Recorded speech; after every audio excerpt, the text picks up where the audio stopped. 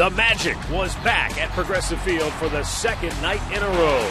Now the set and the pitch. Cabrera with a drive, deep center field. It's over Jackson's head, and the Indians win again.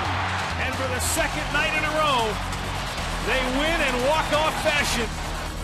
Now the Indians go for a sweep of the Tigers and their 13th straight win at home.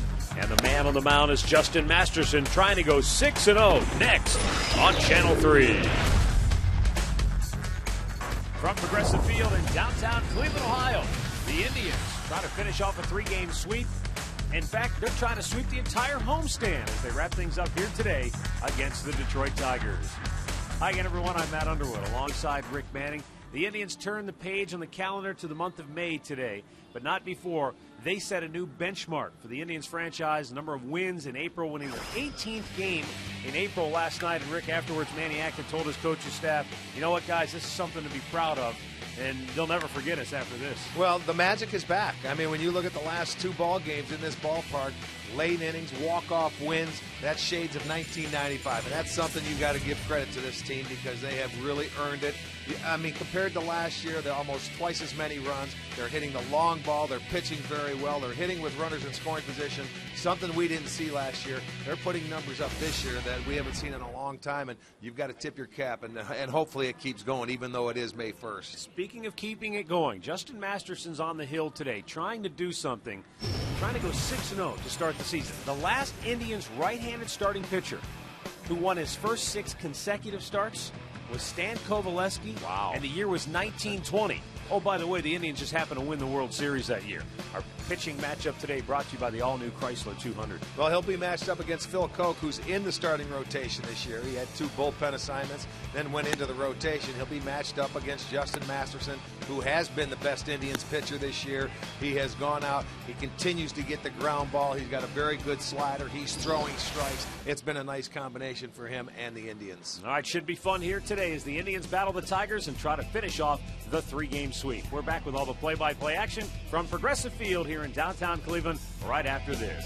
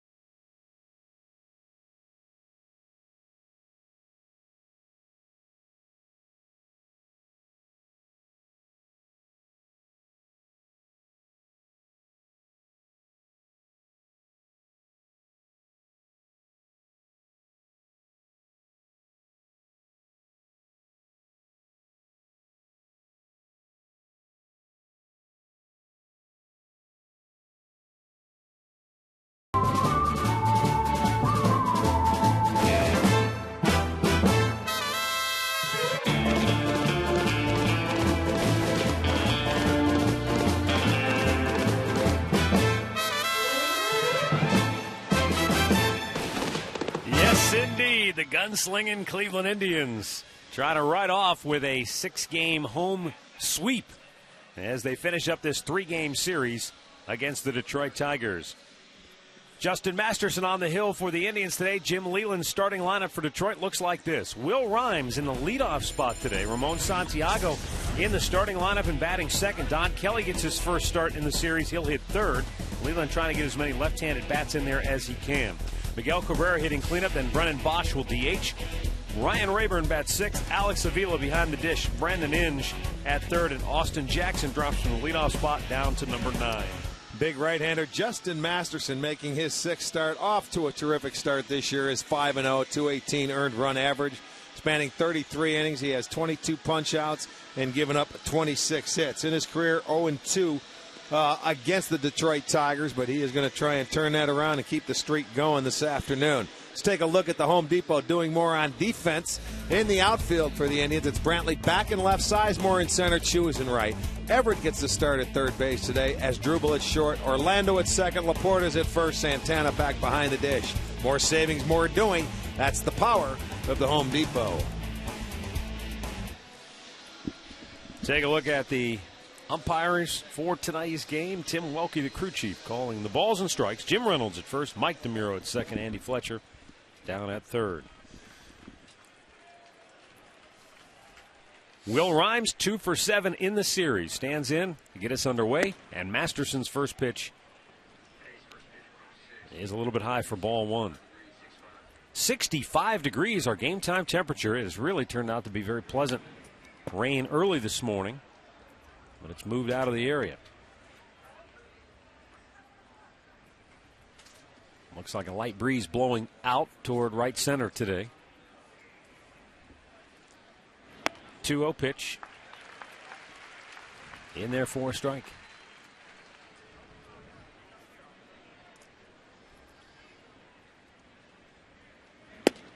Got the outside corner. Evens the count, 2 balls, 2 strikes. Masterson coming off a start against the Kansas City Royals Tuesday on this homestand, a 9-4 win where he went 6 2/3 innings, gave up 3 runs. Fouled away.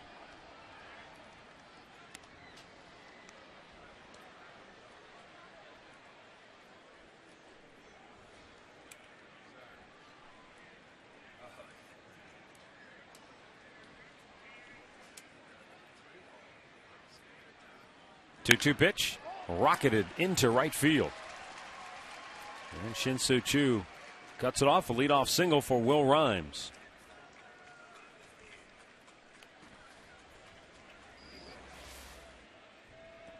Well, Rhymes going to get this game started off. He went inside with a fastball, and it was right there in his wheelhouse, upstairs a little bit. Slaps it to right field. So the Tigers starting out well. They have struggled in their 5-game losing streak. They've been outscored 36-13.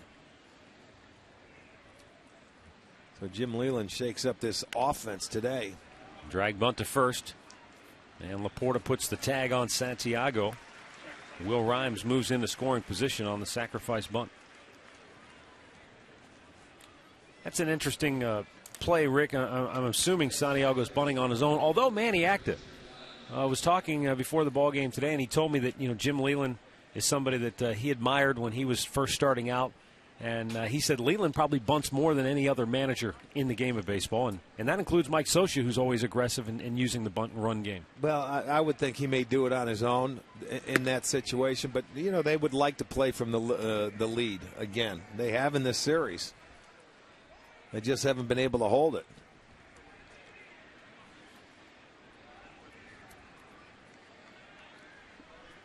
Now the 1-0. Smash down the left field line. Long run for Brantley, and he can't get it. That's going to give the Tigers the lead. Into second base with a 1-out double is Don Kelly in Detroit. Grabs the 1-0 advantage, so those left-handed bats at the top of the lineup paying early dividends for Detroit. 4th double of the year for Kelly, and he just shoots him the other way. That's a pretty good approach for a left-hander. Staying inside the ball, trying to take him down out to left field. That ball stays fair, gets into the corner. Kelly will drive in his first run of the year, and the Tigers will take another 1-0 lead. And now look at, they're not even wasting time. They're just going to go ahead and put Cabrera on. That's how I think it's going to be until the Tigers can get Victor Martinez back. Manny's not going to, he's seen enough of this guy. Matter of fact, when you look at him in this series, he has seen now, at the end of these 4, it'll be 45 pitches, 16 strikes. That's it. 7th intentional walk issued to Miguel Cabrera this year. That's the most in the American League. And as you pointed out, Rick, without the presence of Victor Martinez behind him, teams are going to continue to do that. Now, I spoke to Victor yesterday before the ball game, and he said that he should be back in the lineup next week, or at least he'll be ready to maybe do a rehab assignment if he needs to go down and play a couple of minor league games. So that'll happen next week for him. Well, I saw him taking batting practice here, over the weekend, and I don't know if they want him to go down on a rehab assignment because they need the offense now. You could go ahead and Jim Leland's a manager. He'll make the lineup out anyway, but you could put Bosch third, Cabrera fourth, Victor fifth to try and add a little more. But the key for those guys are getting your table setters on. And that's why Jackson's sitting in the number 9 hole today, because he has not been getting on base. In for a strike to Brennan Bosch, the DH for Detroit today. He has gone just 1 for 11 in the series.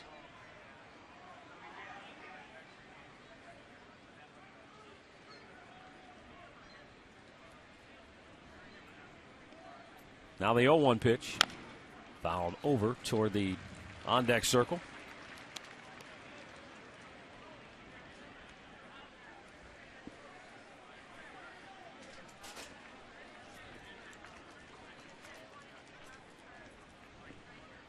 Two on for Detroit here in inning number 1 with 1 out. And the Tigers already up 1-0. Coming into today, left-handers hitting .290 off Masterson. He's been dominating right-handers at .138, but he's pitched very well with runners in scoring position and runners on base. Masterson and Santana can't get on the same page. They'll go out and talk it over. It's really pretty important today for Justin Masterson to be able to get deep into this game, because the Indians bullpen has certainly had its share of work in the last 2 ball games. Last night we had the extra inning affair. But Manny Actis still felt like he was in pretty decent shape. I mean, you've got the off day tomorrow. That certainly will help. But there's no doubt they would really love to see Justin get deep into this game. I mean, that's obviously the goal every day, but today in particular. The 0-2 is up high. We saw Justin one other time in a start in the first inning. It was in Kansas City back on the 20th of April, where he had a tough first inning. He struggled, came really close there, threw a lot of pitches, gave up 2 runs in that first, but then settled in.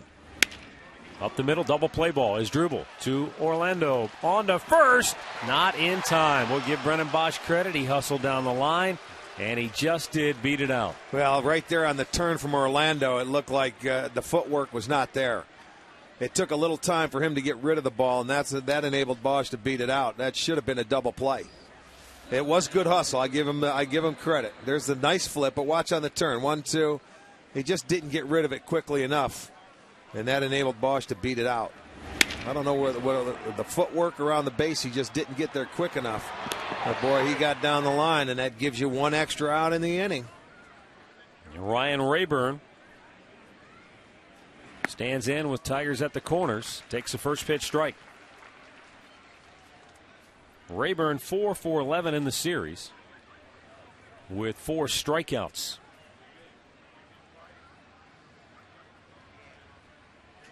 The 0-1.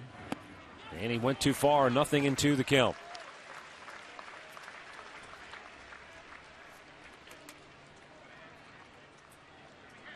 Masterson, like so many good starting pitchers early in the game, that first inning, takes a little time to find that rhythm. And this would be huge for him to get out of this without allowing any more damage.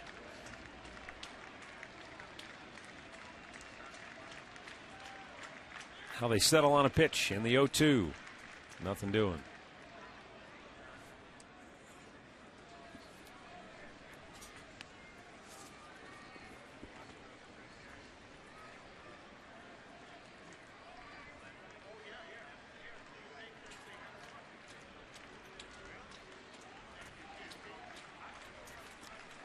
Now the 0-2 pitch.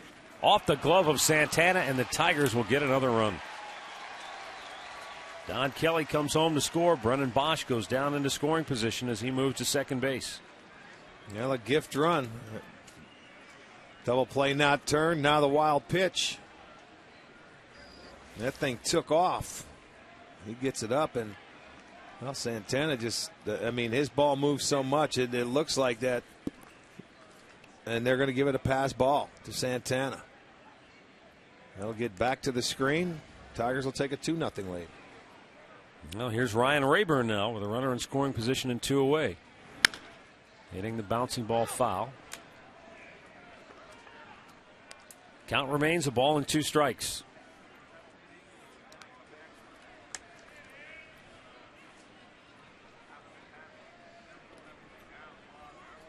Indians down 2-0 here in the top half of the first inning.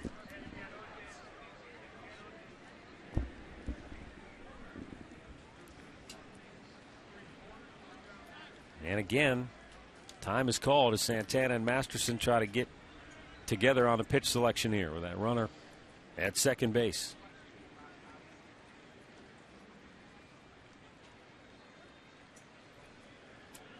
Now the big right-hander is ready in the 1-2. Down low, 2 balls and 2 strikes. Jared Weaver was scheduled to start today for the Angels down in Tampa. He was trying to run his record to 7-0 to start the year, but he was scratched from that start with a stomach virus. And Tyler Chatwood will start in his place. Now Masterson's 2-2 in the air, right field. Back goes Chu, still going back onto the track, pulls it down. Boy, that breeze is carrying out to right center field today. Tigers get a pair. Indians coming to bat.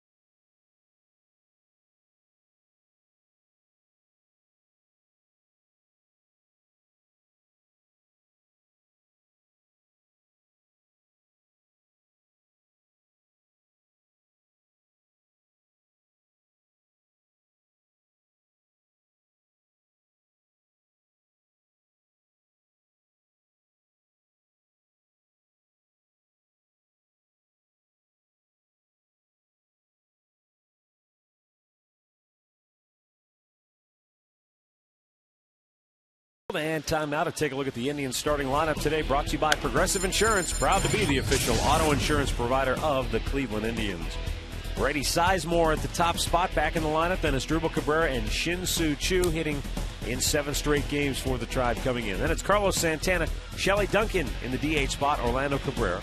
Michael Brantley hitting 7th, Matt Laporta, and Adam Everett gets to start at third base today. Well, left-hander Phil Koch making the start, his 5th start this year for the Tigers. He was in the bullpen last year, went back into the rotation. He has made 77 starts in the minor leagues when he was a Yankee before coming to Detroit. So he is in the rotation. You see his record is 1-4. And let's check out the defense behind Koch this afternoon in the outfield. It'll be Rayburn, Jackson, and Kelly. On the infield, in Santiago, Rhymes, and Cabrera with Avila behind the plate.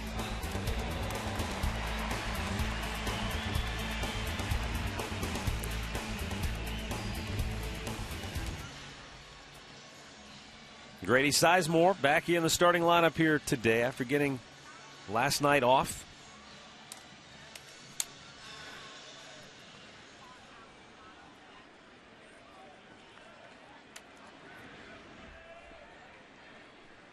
And left-hander Phil Koch is up high, ball 1 to Sizemore. If you missed Indians on deck today, Dave Chudowski talking with Indians manager Manny Acta, asked him about Sizemore and how long it may be until you don't have to worry about giving him the day off and worrying about the rest with the knee. And Manny said, we don't really have a timetable for that. Taking it cautiously. You can't argue with the results because Sizemore has been sizzling at the plate. 378 average coming in. Scored 2 runs in Friday night's dramatic win. Well, initially you would think that he would have played last night, and then you get the day off against the lefty today with Monday off, but it just didn't work out that way. 3 balls and a strike. He's already hit 4 homers and has 8 doubles. That's amazing. Well, he's brings a different dimension to your lineup when he's in the leadoff spot. Now the 3-1. Good pitch. Tied him up, full count. Phil Koch, his last 2 starts came against the Seattle Mariners, where he struggled really, pitching just about 8 innings in the 2 starts, and giving up 13 runs. Payoff pitch, and it's fouled away. But a guy that has the 4-pitch mix. And really, we talked to a couple of Detroit people, and when Koch came out and made his first 2 starts this year, Victor Martinez was the catcher in those starts and seemed to handle him really well. But since Victor is not catching, he's on the DL. It hasn't gone as smoothly for Phil Koch. Again, fouled away by Grady.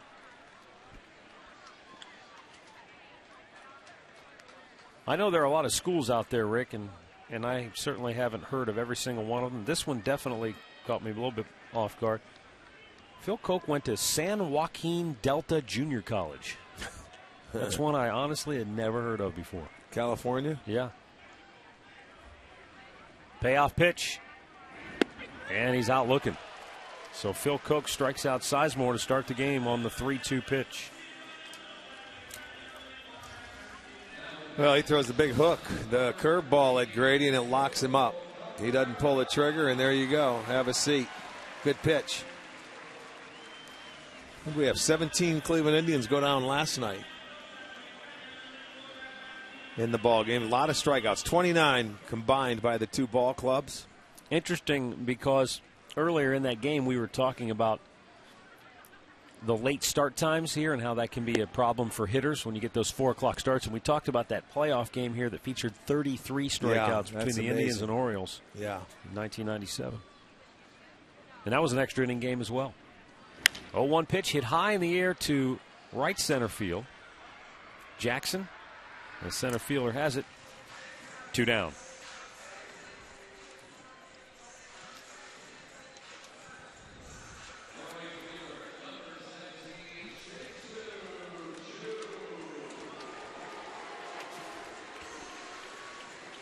That'll bring up Shin-Soo Choo, who has gone 2 for 8 in the series.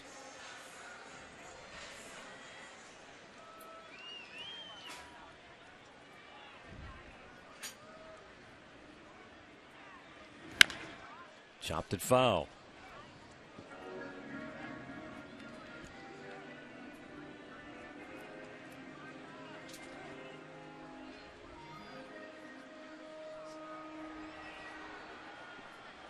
Now the 0-1. Missed in off the plate.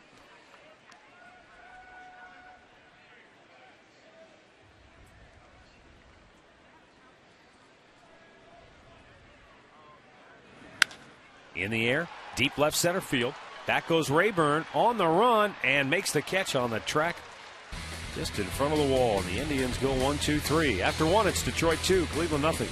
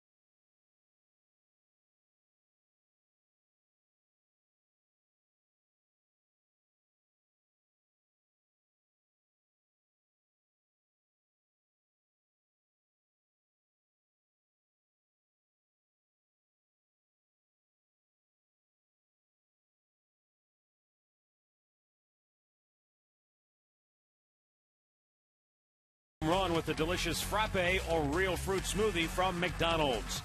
By your Northern Ohio Toyota dealers. And by AT&T.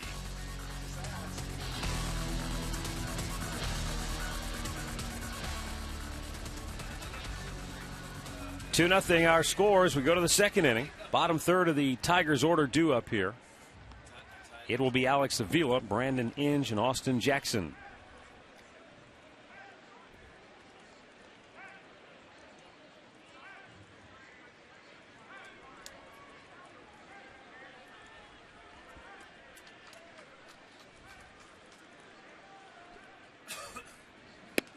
Missed inside for ball one. Right now, it looks like Justin struggling to find that control. He's been missing his target by quite a bit.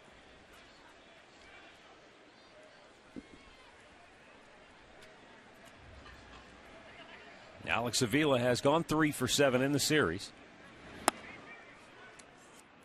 And it's 2-0.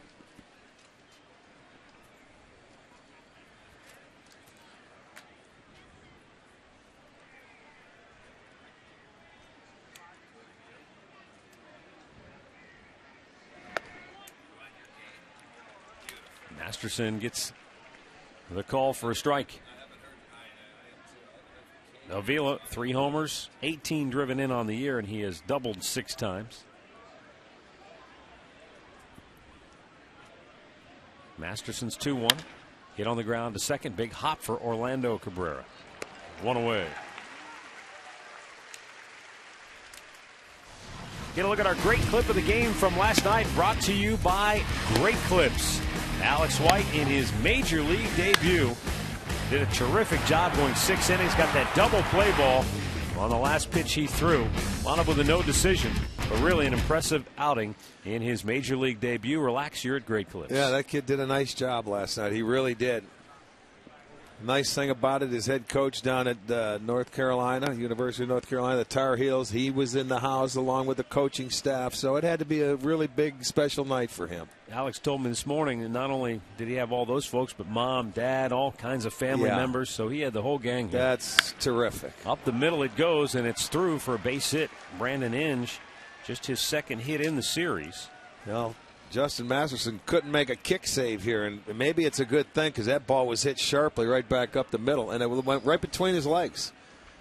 That's a big man to get out of the way. Look at it's by him before you know it. It's a good thing he did get out of the way. Give up the single. Now come back and make your pitch and get the double play. Austin Jackson, not easy to double up. Standing in here, the normal leadoff man for the Tigers, but boy, has he really been struggling this year. Comes in batting 181 on the year. You know, it's been a mystery because last year he was a terrific rookie. He finished second in the voting for Rookie of the Year. He tore up the Indians. He had 29 hits against them last year, and he scored a ton of runs. And, you know, he just looks caught in between at the plate, like you see a lot of hitters early in the year. Now, granted, this is his second year, and you can see strikeouts. He's right there, 36. He led the league last year in strikeouts, but he was getting base hits. He's not getting on base now. He's not scoring the runs, so I think Leland trying to take a little pressure off him and move him down to the number 9 hole. That's outside. 2 balls and a strike. You know, when he has to do that, it's not his fault. He's got to, you know, those are the guys that got him there. So you just figure that Jackson would be fine, but he hasn't been for the first month of the season. Still a terrific defensive center fielder.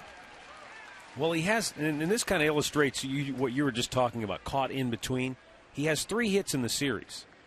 In the other 6 at bats where he was out, 5 times struck out. Yeah, so he's not even putting the ball in play for a chance to get a base hit.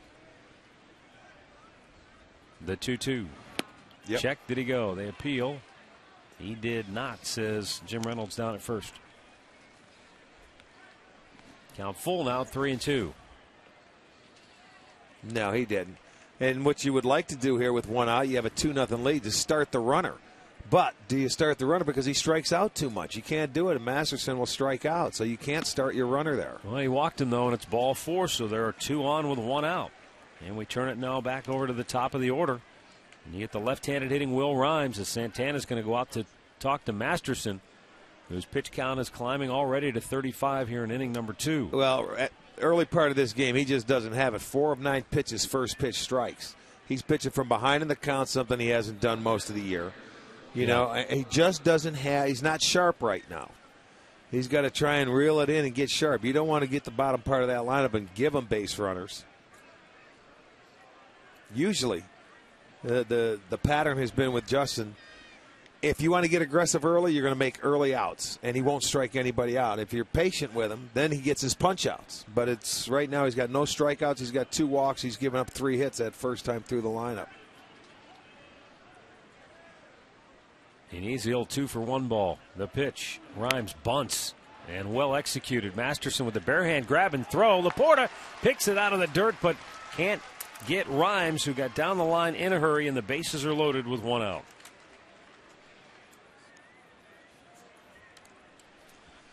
It's a good bunt by Will Rhymes. He comes out of there and he's making something happen. And he lays down a beauty. The only one that was going to make that play is Masterson. Everett was back. He wasn't going to get to it to throw him out. He beats it out and keeps the pressure on the defense. So they have bases loaded now and just 1 out. And Ramon Santiago to the plate. Now he laid down a sacrifice bunt his first time up. Masterson works out of the stretch and in for a strike.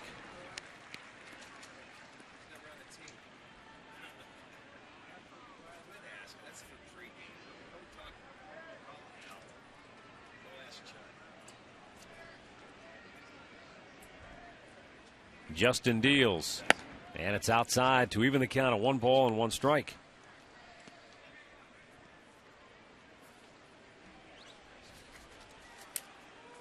This is where Detroit could not buy a hit last night. They were 1 for 19 with a runner on base and 0 for 9 with a runner in scoring position in last night's game.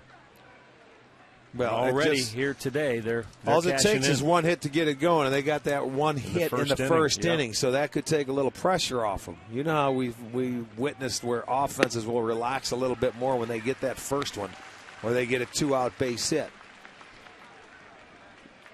Right now, I'm just focusing in on Justin Masterson because he's a little sloppy here. This will be pitch number 40 for Justin. And he's got Santiago down on the count, 1 and 2. And just missed to even the count.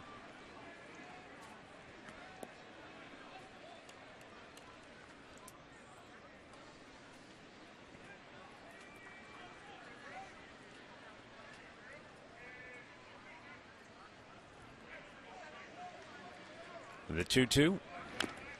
Fouled it off. You just get the feeling that Masterson's just trying to survive here in the early part of this game, as he tries to find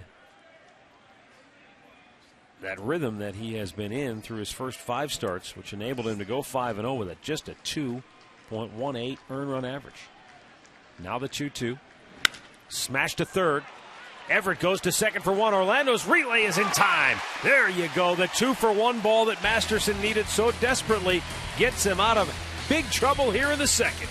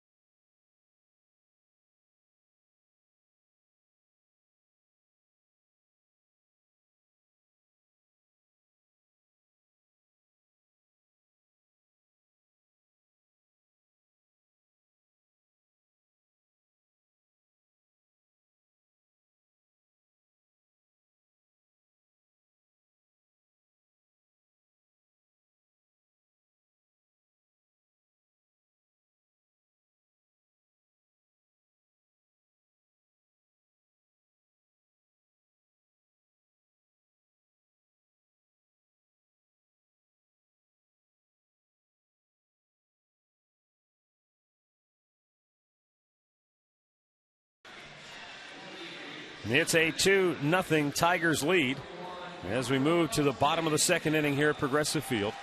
Carlos Santana, Shelly Duncan, Orlando Cabrera due up for the Tribe. Santana 2 for 8 in the series. Both of his hits have been for home runs.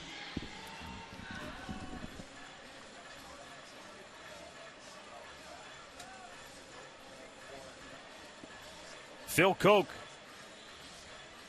set the Indians down 1-2-3 in the first inning.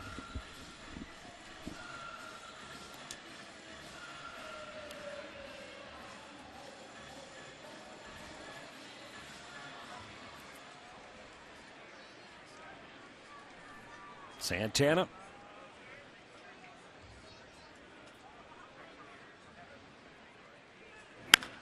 Grounds it foul over toward the cameras. You know, last night, remember you were talking about when the camera got smashed? Yeah. It wasn't the actual lens that broke. It was just sort of the protective covering. Yeah, so the lens was okay. The problem is, don't have a spare cover for today's game. So if it happens again today, it's going to be a very expensive. Watch last careful. Night. I mean, you talk about right into the lens. I didn't know that. Good thing that was the cover. He better keep turn it away. There you go. He knows he's going to be quick on the trigger. He put a little extra WD-40 on. You are held responsible for that camera if it gets broken, my friend. He knows it. Yeah, thanks a lot, pal. He makes that in one game. It won't matter. Oh, yeah. Down low, a ball and 2 strikes. Well, you know, as many cameras as they have in the ballpark nowadays, you see it around baseball. You know, sometimes you're surprised it doesn't happen more. Phil Koch with a 1-2. Santana grounds it foul again over toward the Tribe dugout. Phil Koch, the assortment, he's a 4-pitch mix guy, fastball, slider, curveball. He does have the change. Mixes his pitches. As I mentioned, when he was in the minor leagues with the Yankees, he started 77 ball games for them. He pitched last year 8 times against the Indians out of the bullpen. Pitched very well. He was not an overnight sensation, even though, you know, he's been involved in that big trade, but it took him 5 years to get past A-ball. Yeah. Well. Now the 2-2 pitch. It's like some kids trying to get out of high school. Backhanded by Santiago. And a long throw is in time. 1 away. Everyone's talking about high gas prices, and Channel 3 wants to help ease your pain at the pump. Beginning tomorrow, watch Channel 3 News at 6 p.m. for your chance to win a $300 gas card. The gas card giveaway every day this week on Channel 3 News at 6. Well, I can relate to that, man. I was at the pump yesterday. It was like sticker shock. Hadn't filled up in a while, you know, because when we travel, we're gone for, you know, a week at a time. But holy mackerel. Well, you're filling up the ocean liner that you drive. like 20 some odd gallons. It was almost $90. Yeah. Like, what in the world? Yeah. I think it's sticker shock for everybody. Tribe DH Shelly Duncan takes a strike, evens the count of 1-1. It's a good thing we are on the road this week. You'll have a full tank when you come home.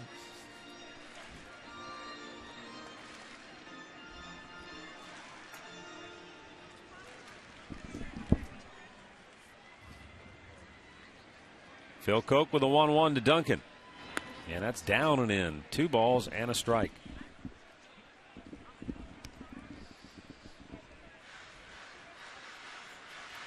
Phil Koch, as I mentioned, was part of that monster trade that had Detroit sending Curtis Granderson to the Yankees. He came along with Austin Jackson from New York to the Tigers. Duncan with a one-hop smash to third. Well, they're hitting some balls right on the button. Yeah. But they're right at the Detroit defenders so far. 2 down. I mean, Shu smashed the ball to deep left and almost got to the wall. Now, what that means, I don't know, but I would imagine, at least as a hitter, if you feel like you're getting some good swings. Well, first time through, that's fine.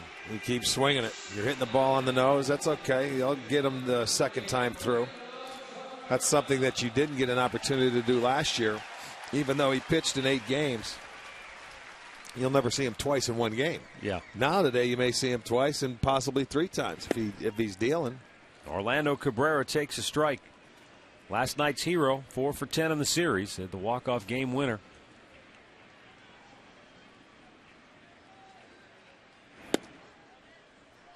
One ball and 1 strike.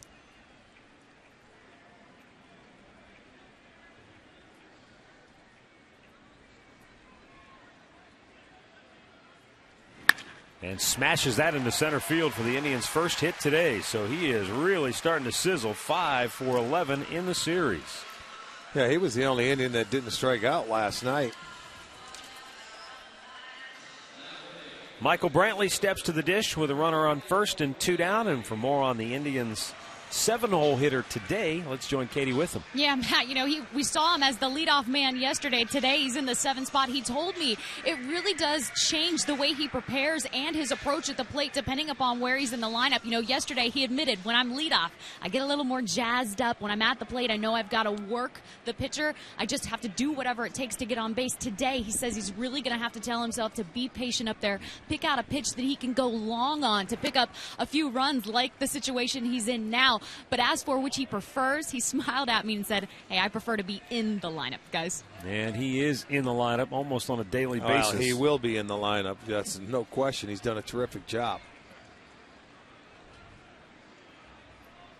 Michael Brantley, certainly not a power hitter by any means, but he's got a nice short stroke and a good eye at the plate, and his job is to get on and score runs. Well, he's going to move Orlando Cabrera with that base hit. OC hits the bag. He's going to turn and go for third. He'll get there without a throw. Indians at the corners with 2 down here in the 2nd inning. Back-to-back singles by Orlando Cabrera and Michael Brantley.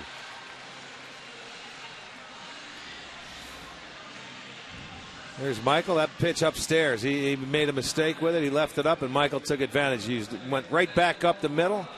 So the Indians with back-to-back singles with 2 outs. It'll give Matt Laporta a guy that's been swinging the bat pretty well. You're talking about Brantley. Rick Porcello said after the game last night, he said, boy, I just wished I'd have thrown that 2-strike slider in the dirt. Yeah. Instead, he hung it on the inside part of the plate, and Brantley socked it out for his first home run of the year that tied the game. And he hit the slider for a base hit in the 13th inning to start that inning. It was the same pitch on the inside part of the plate. If you go ahead and bounce it, yeah. But, hindsight, it's a beautiful thing. Matt Laporta, swing and a miss.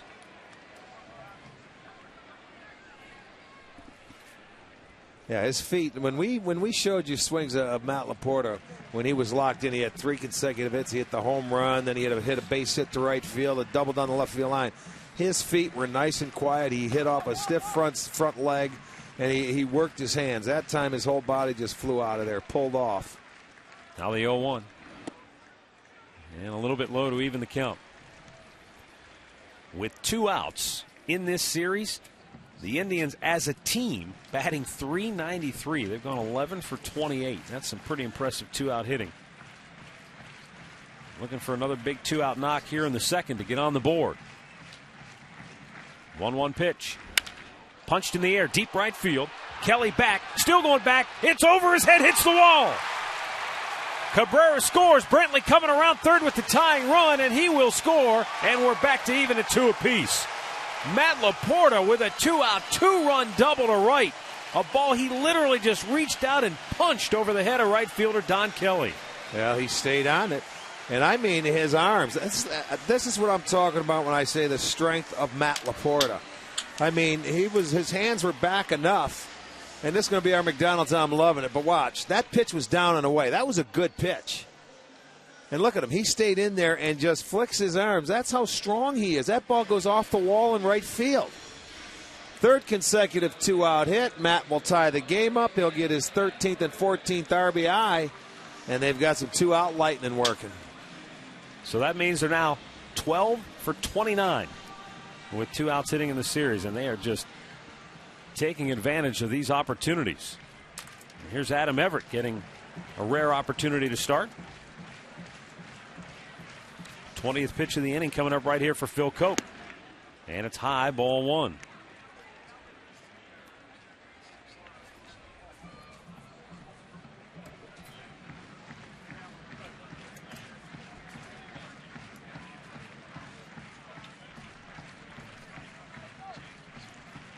1-0. In for a strike. In the last 5 games that Adam Everett has played in, he's gone 5 for 13, scoring 4 runs.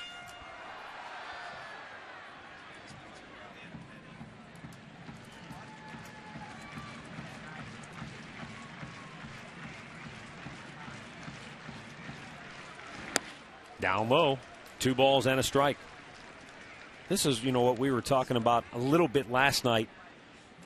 When it comes to pinch hitting or being an extra guy where you're not playing a lot. And a veteran like Adam Everett can go up there and he still has a pretty patient eye at the plate, even though he hasn't played a whole bunch. Well, yeah, because he's played every day before, and he knows what it's like. So, to me, I like to have veterans on the bench. He's getting his chance to play third base. He realizes he may get 1 start a week, 1 start every 10 days. There may be other times you call on him for different reasons, but he will be ready. He knows what it takes to get ready. In the air right field, Don Kelly this time able to get back to it and run it down to end the inning. But the Indians with 3 straight 2-out hits have come back to tie the game at 2.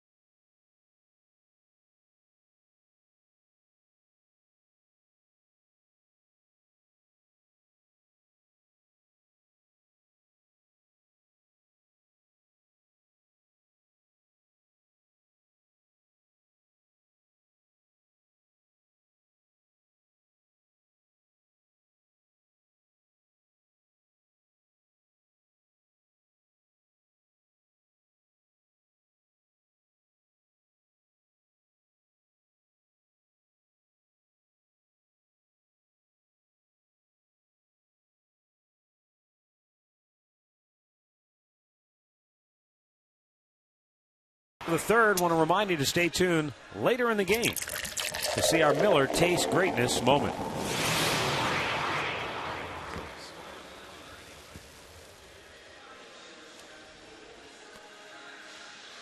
I bet these young boys are getting into the Indians the way they're winning. They're having fun. They can't wait to get out of school so they can come down here and watch them more often. I was talking to a gentleman yesterday who said, my son wouldn't go to bed Friday night. He said, "No, Dad, can I just stay up 5 more minutes?" He wanted to see the Indians come back, and he got rewarded for staying up. I'll tell you what, you can't let the kids go to bed. You got to let them watch it. 2-2 our score, 3rd inning. Don Kelly doubled in a run for Detroit in the first. And he cuts and misses. It's 0-2. This is going to be a good inning for Masterson. If he can go out there and go 1, 2, 3 and get that offense back into the dugout. He struggled his first 2 innings. He was lucky to get out of the last inning, but he made a good pitch to get his double play ball. That pumped him up, and then the offense goes back, gets him 2 runs.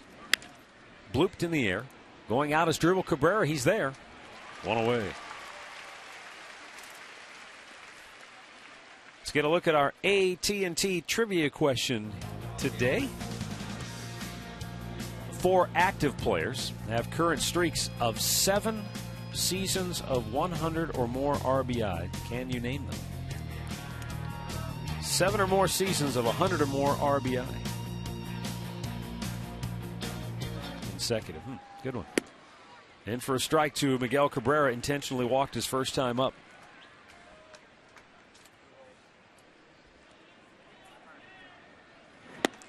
Bush pushed him back off the plate to even the count at 1-1.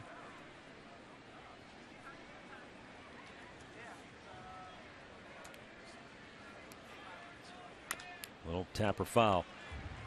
The Indians with the best record in the American League tied with Philadelphia for the best record in all of baseball. Both teams are 18-8. Indians lead Kansas City by 4.5 games in the divisions. Swung on and missed. Masterson gets his first strikeout as he pumps a high fastball past Miguel Cabrera. It looked like he reached back for a little extra giddy-up on this, Rick. Well, you look at it. He got it to the top of that strike zone. He certainly did.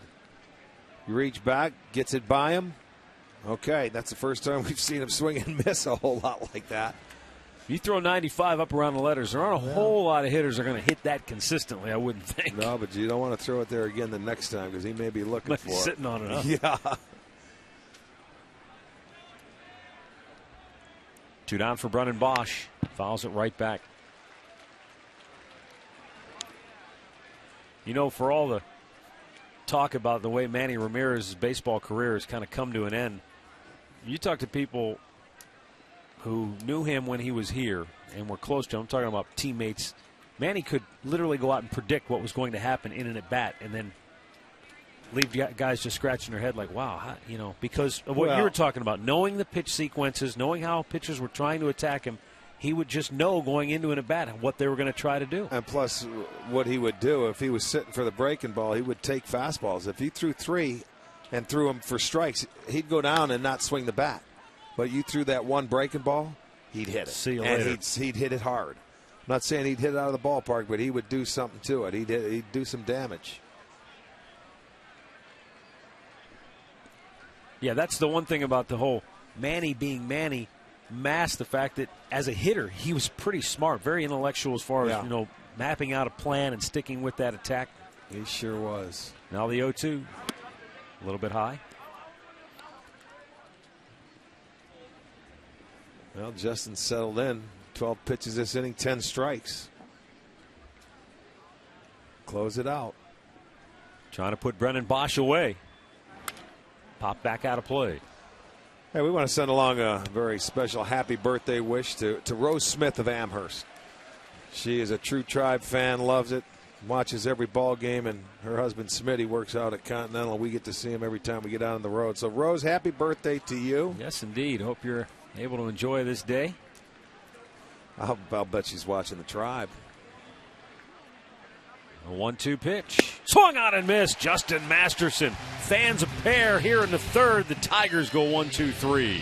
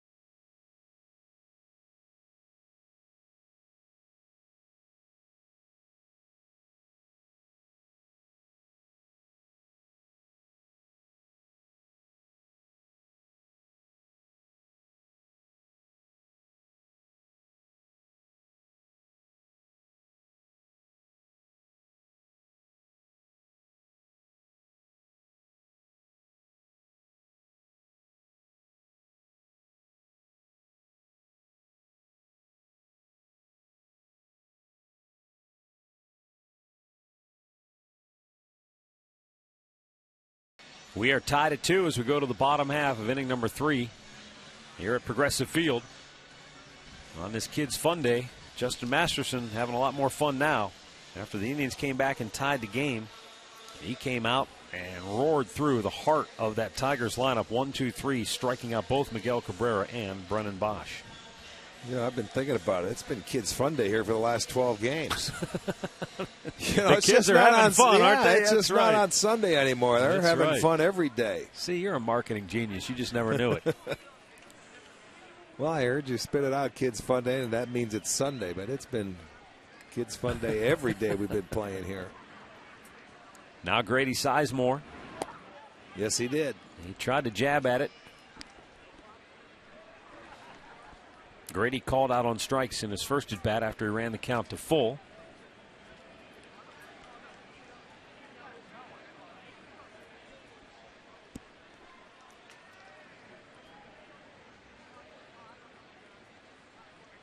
The 0-1.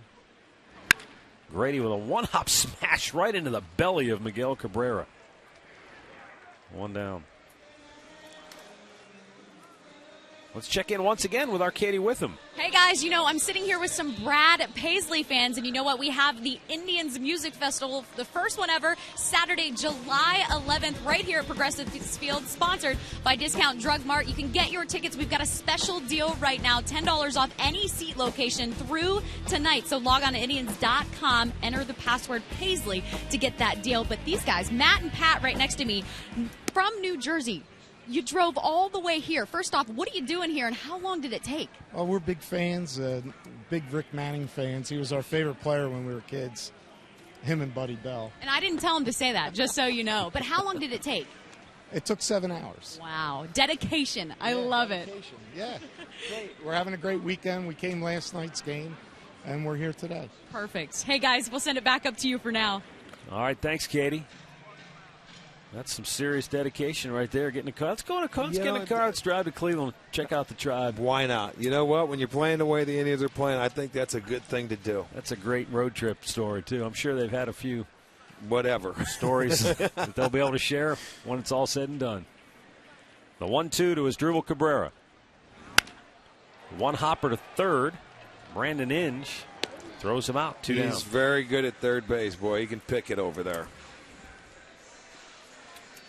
Let's pause right now for station identification. You're watching Cleveland Indians baseball.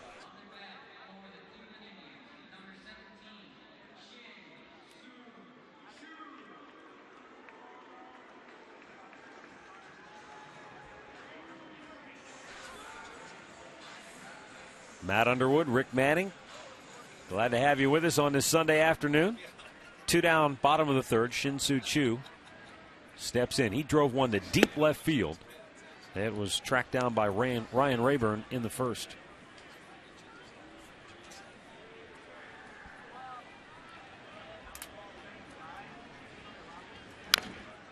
Well, there is certainly reason for excitement here in Cleveland after the Indians set a new franchise record for the most wins in the month of April, last night winning their 18th.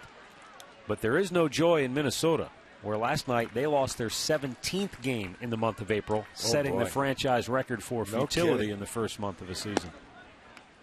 I mean, totally different turnarounds. It was the exact opposite last year. The Indians were in that boat, and the Twins played very good in the month of April.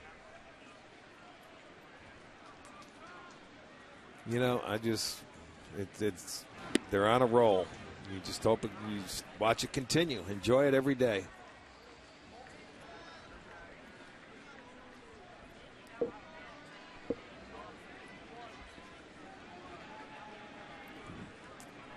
Now the 2-2 pitch, fouled away. Well, the thing that I keep coming back to, Rick, when folks around town or get asked on a radio interview about what do you think, is this going to last? Can they keep riding this?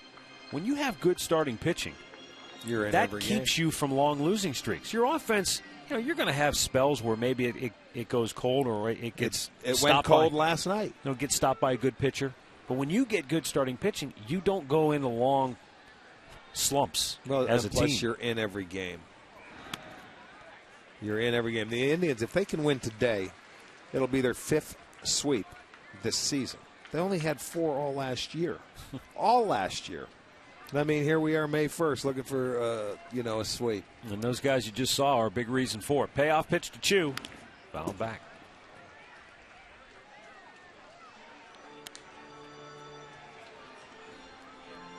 There are the Indians starting pitchers. Well, they've had to go 7 deep this year. They've already got 2 on the. Yeah, they've already been tested. Carrasco, he's on the DL, and Talbot, he's on the DL. Now the payoff pitch once again. Slow breaking ball got him that time. Second strikeout for Koch. Indians go 1-2-3 for the second time today. Through 3, we're tied at 2.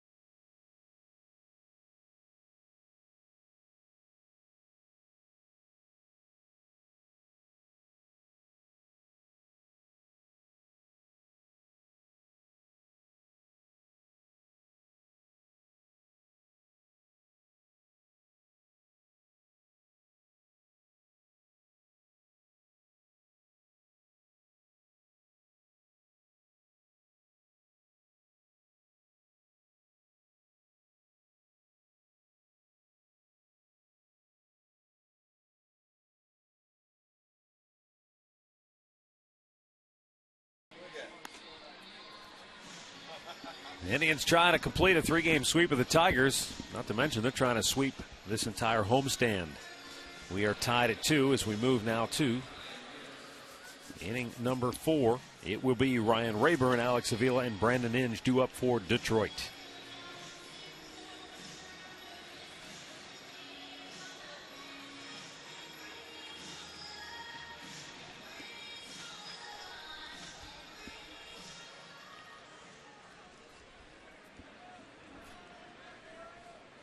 Rayburn flied to right in his first at bat. Pops this one up. Foul ground. Should be playable here. Laporta is there.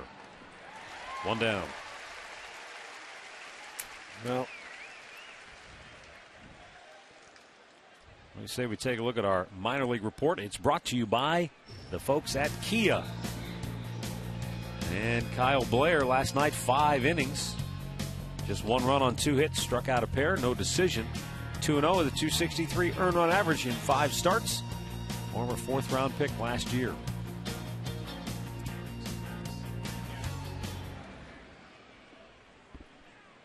Alex Avila grounded to second his first time up.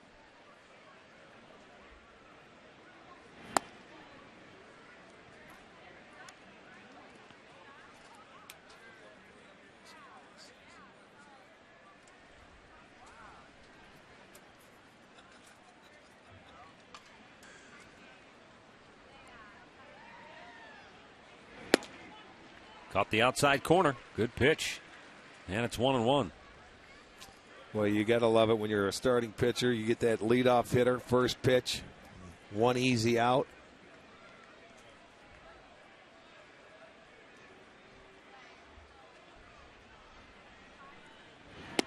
Good again. That time went over the inside part. And it's 1-2.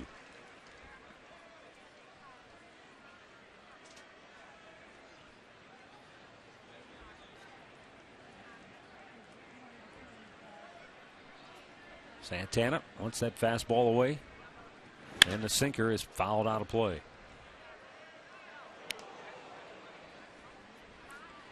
Interesting story, Rick. Remember old buddy Kevin Millwood, right? Signed a minor league contract with the Yankees, and just received word that he's opted out of that contract because the Yankees did not call him up I'm sure it was one of those deals where if on May 1st you're not in the big leagues, right, then we're going to let you go ahead and go out and look elsewhere. Well, he has that option to go maybe pitch somewhere else, but we don't know how he was doing down there. 1-2 pitch. Boy, didn't miss by much. 2-2. Yeah, the Yankees, of course, have had their problems with regards to starting pitching and health. Well, they signed Colon, they signed Freddie Garcia, they signed a lot of veteran guys, and they went after Millwood too for insurance policies. Yeah. Colon's doing a beautiful job there for him. The 2-2. Swung on and missed. Justin Masterson already 3 strikeouts now in the last 4 hitters that he's faced. Let's go back to the studios for our first in-game update today with Dave Chudowski. Hey, Matt, next weekend the Indians and the Angels. Today, the Angels at the Rays, and a tough first inning for Tyler Chatwood. Gives up the RBI single here to Matt Joyce. He's given up 4 runs already and just 1 out in the first inning. 4-0 in the first. Back to you. All right, thanks, Chud. Justin Masterson, before that pitch, 19 of his previous 23 were strikes. Talk about finding the rhythm. That's what we were talking about, and he found it. Low and away, 2-0. Brandon Inge lined a single right back up the middle in his first at bat. And the 2-0 pitch. Swung on and missed. He's starting to challenge these Tiger hitters now with that fastball, and they have not been able to catch up to it. Fouled back, 2 balls, 2 strikes.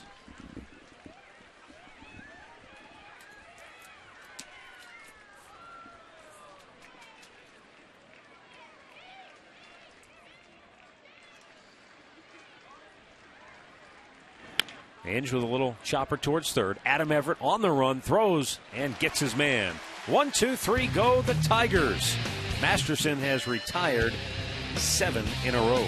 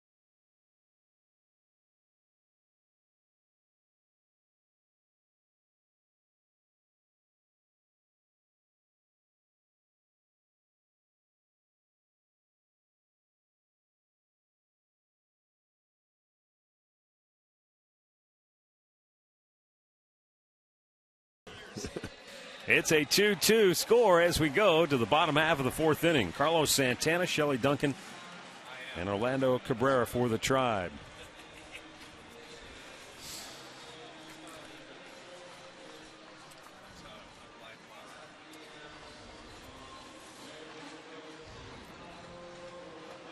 Santana grounded to short his first time up. Steps in here. He actually led off the 2nd inning and leads off again here in the 4th.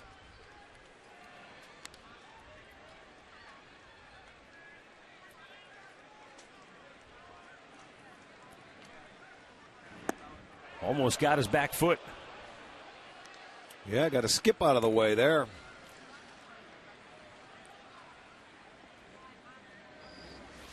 This is right towards the back foot. He's got to get it out of the way. Down too low, 2 balls and a strike. Indians got 3 straight 2-out hits in the second inning to plate their 2 runs. Well, he's mixed his pitch as well. Changing speeds, moving it in and out. You got to try and get him out of the stretch again. That's when they did the damage, but it didn't come until 2 were out in the second. Koch looked back at the mound after he delivered that previous pitch as though he might have caught a spike. He's behind Santana 3-1. And a pitch is drilled foul. And the count now goes to 3-2. 55 pitches for Phil Koch. 35 of those have been for strikes.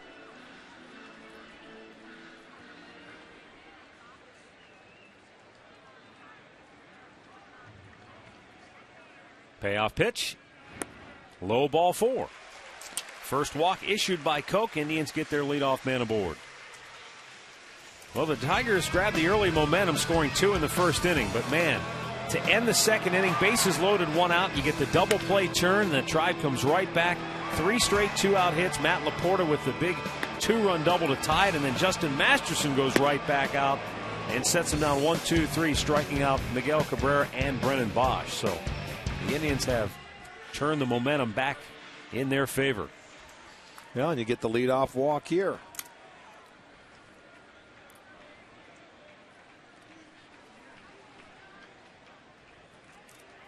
And Shelley Duncan sends a high fly ball deep to center. Back goes Austin Jackson to grab it. Santana tags, and he'll easily get into second base. That's a pretty heads-up base running right there. Yeah. By Santana. Yeah, it is. Anytime you can get, for an average runner, you're darn right it is. Get yourself into scoring position. He knew it was going to be hit far, so he went back to tag up, and at least you got to make that guy make a throw. And normally Jackson's got a good arm and an accurate arm, but this throw was offline. So you tag up, you start running. If you see the throw is going to be on line, then you stop and come back. But if you see it's a little offline, keep right on going, and he's able to cruise in because it was so far offline. So it was a heads-up play. And Orlando Cabrera, who started the fun in inning number 2 with a base hit to center field, looks at ball 1 down low. Orlando is now hit in 5 straight games, 8 for his last 18. High chopper. Phil Koch's throw in time. 2 down. Santana moves to third. This scoreboard update is brought to you by your Northern Ohio Ford dealers and the all-new 2012 Ford Focus. Ford, drive one.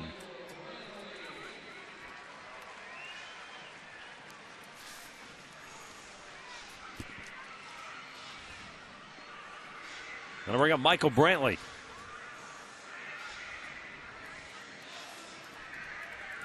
Brantley, a base hit his first trip to the plate, and then he came around to score.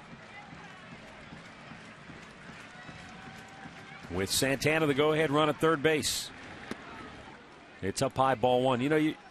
I was just thinking about this with Santana being at third base. You always want to be on your toes looking for the ball in the dirt. Fernando Rodney, who pitched for Detroit, now with the Angels.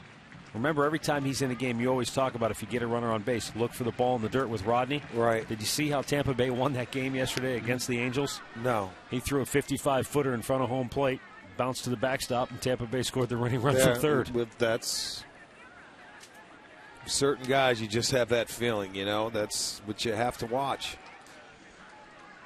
Okay, Avila wants to go out and talk. I told you that Phil Koch, he's tough on left-handed hitters. Today, Sizemore's 0 for 2, Shoe's 0 for 2, but Brantley had a base hit in his first at-bat, so they are 6 for 34 off him on the year. But Michael's got that short stroke. He waits on the ball, I think, a little better than Shoe and Sizemore because they cheat, and that's why they hit for more power. But he stays on and took a base hit right back up the middle, and there's the go-ahead run at third base. It's almost like to get something, you have to give something up. Oh, yeah. I mean, you stay on it, and Michael's very patient, and he waits, and he lets that ball track deep into the zone. The 2-0. Up and in, spun him out of the way. 3 balls, no strikes. That got his attention. Well, it does, because 2-0, you're certainly not looking in. You're looking for a pitch maybe out over the plate. But he does exactly what you're supposed to do. You turn away from the ball, and you turn back towards the catcher. Get that head or face out of the way.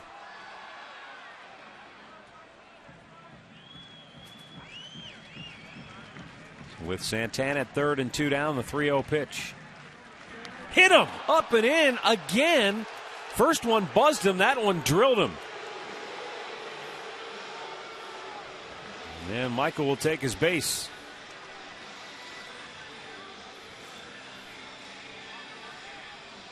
Well, and you don't expect it to come right back in there. But he did, second time, and it's right on the number 3. Put the bat down, take your base. Not much more you could do.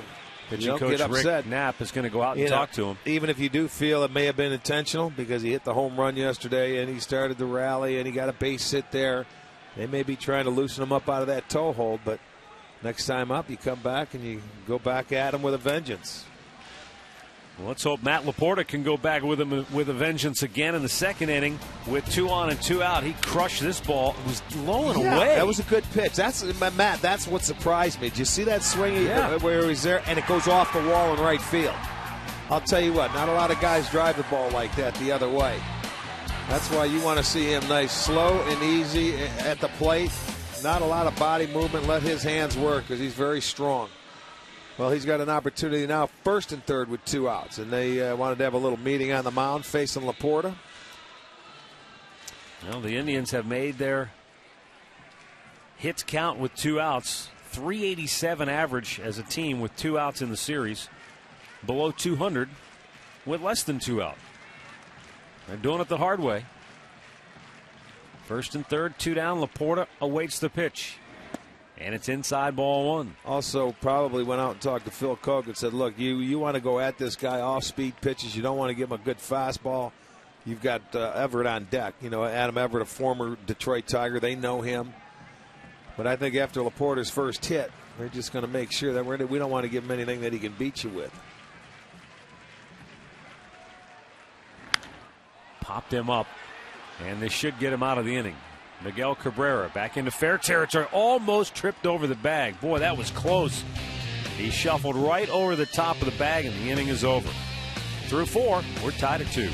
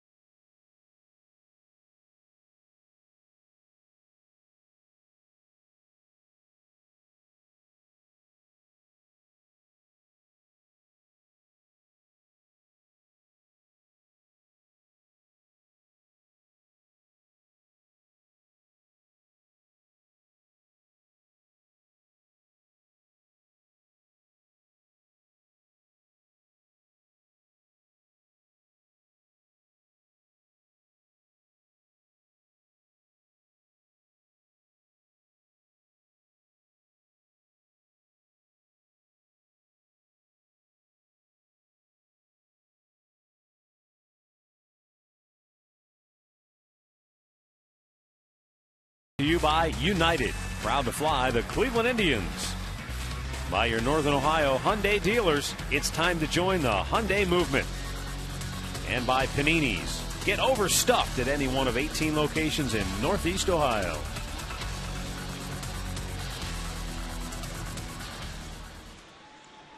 2-2 our score as we move now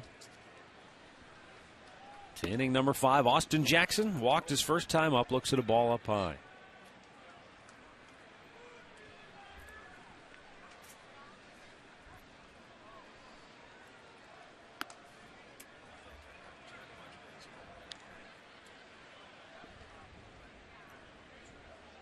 Jackson, then Will Rhymes and Ramon Santiago for Detroit here in the 5th. There's a strike, 2-1.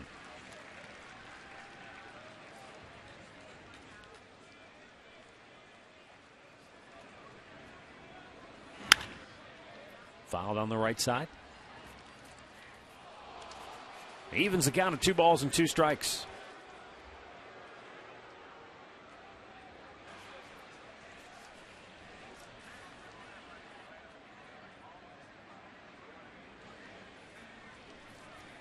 Two, fouled away.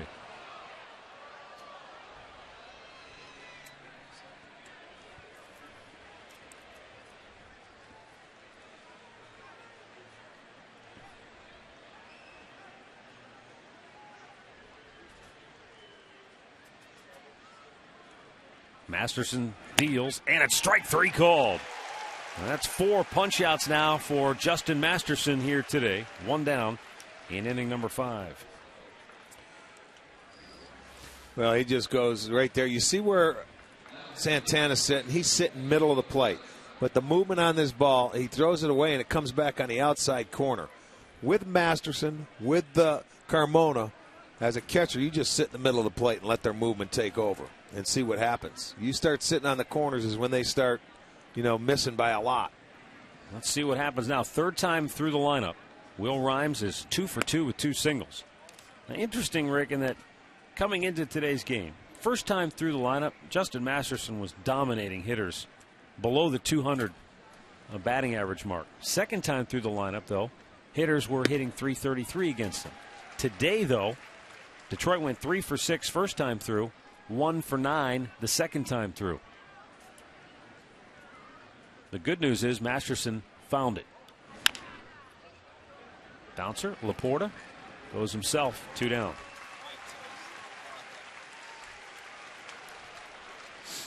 Well, enjoy time at the ballpark with your family any day or night with the KeyBank Grand Slam 4-pack. You get 4 tickets, food, 4 Indians caps, and parking.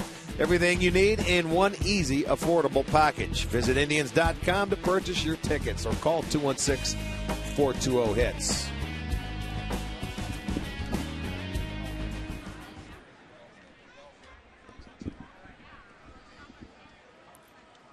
Oh, drilled him on the hip. So Santiago will take his base. And a warning issued now by Tim Welke to both dugouts. Well, I'll tell you what. Cabrera got hit last night in the calf, if you remember, by Porcello. Here comes Brantley up in the shoulder. They're just protecting it. Let the boys take care of it. There you go. You get 2 outs. I don't really think a warning needed to be issued there. Well, it doesn't matter. It is. That's fine. Long way to go, but I like it. Yeah. The boys will take care of it. Exactly. There you go. And you can see Manny's shaking his head for the same reasons. Like, why issue a warning there? See, there's the first pitch. He missed him. Comes back with the next pitch. He gets Brantley, okay? Brantley's been swinging the bat good. There you go. That's in the hip. It's not at the head. It's not at the, up in the coconut area. Take that, go to first base. Now it's over. Done with. People don't remember Cabrera got hit in the calf yesterday, hit the game-tying home run the day before. Yep.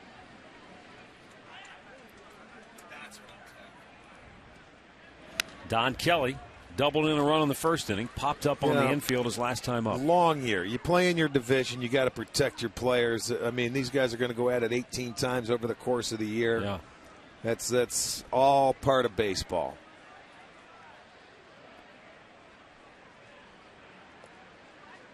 The 0-1 pitch is way outside. That'll even the count at 1-1.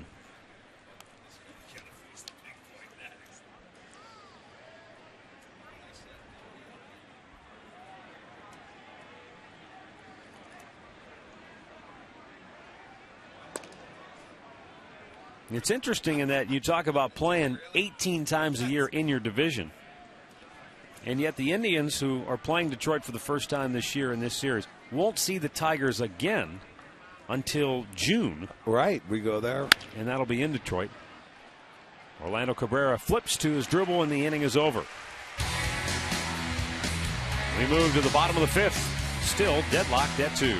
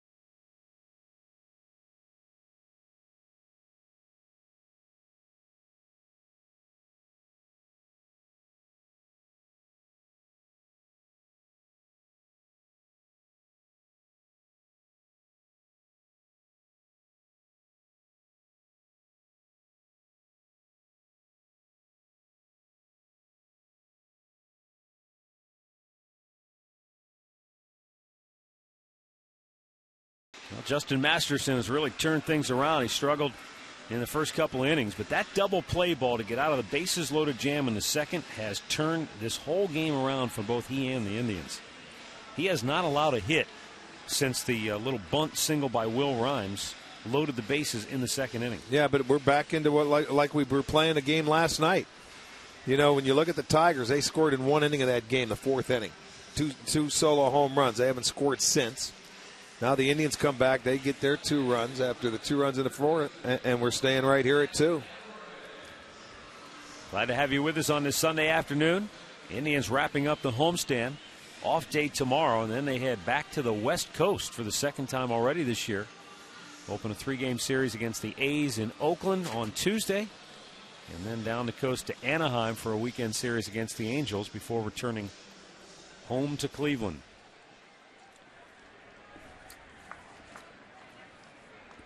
Adam Everett flied to right in his first at-bat. No, he's pitching out of the stretch now. I noticed that. I noticed a lot of times when he was coming out to warm up that he would work out of the stretch, and you figure he's had experience working out of the bullpen. Maybe he feels more comfortable in that full windup. He just doesn't feel comfortable. Strange when you see a starter out of the stretch. That's all part of, sometimes you can deceive hitters with your windup. 2 balls and a strike.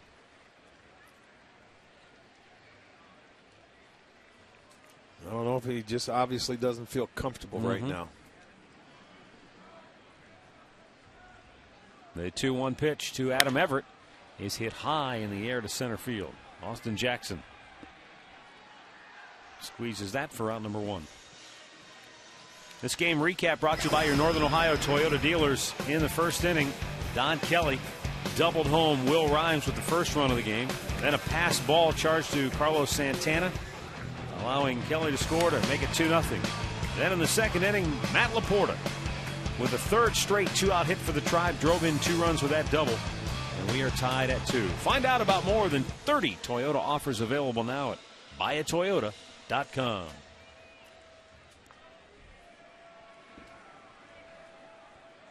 Grady Sizemore 0 for 2 today. Takes a strike on the outside part of the plate. 70 pitches now on the day for Phil Koch. 41 have been strikes.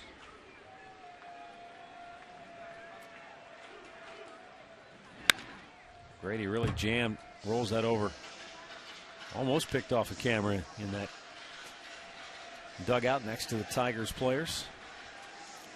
Well, Phil Koch has settled in compared to his last 2 starts. He went 4 1/3 in his last start. He gave up 8 hits and 7 runs, 3 2/3 before that. He's at 4 1/3 now, and he's given up just the 3 hits. All coming with 2 outs. Grady Sizemore strikes out the second time he's gone down on strikes, 2 down here in the 5th. Tomorrow night at 8, join Jim Donovan, Tony Grossi, and Doug Deacon for a special draft edition of Browns Red Zone. They'll wrap up the draft with their opinions on how the Browns did during the selection process. Browns Red Zone, special draft wrap edition tomorrow night at 8 only on STO.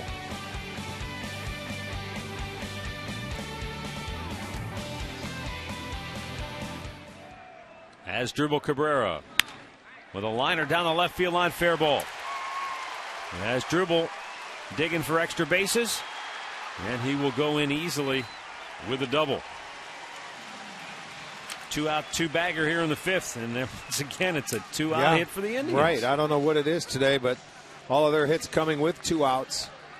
But you certainly take them whenever you can get them. This one he's able to get over the head of Inge at third base. Another pitch upstairs, high changeup. Yeah, that's what it is, high changeup, and you can see why guys hit pitches when they elevate them like that. You want that one down, and Rayburn runs it in. It would have been a double anyway. He wasn't going to have a chance for Cabrera. Shin-Soo Choo 0 for 2. He ended the first with a long fly ball to left, ended the third when he struck out. Leans back for ball 1. Well, it looks like that strikeout pitch for Koch against left-handers, he was able to get Grady Sizemore with the curveball twice. He got Choo the one time as well.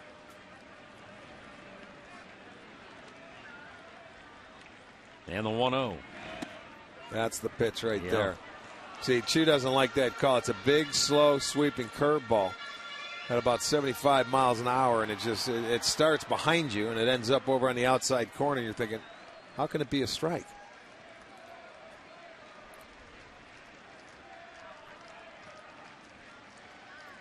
The left-hander with a 1-1.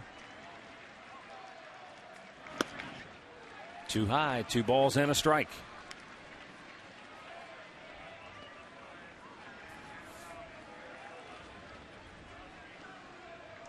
Choo with a 7-game hitting streak coming in. He's hit .385 during his streak. A couple of homers, 5 runs batted in. 2-1 pitch. Hit in the air to center. Back goes Jackson. And he'll run it down. That ends the 5th. And we are still tied up at 2.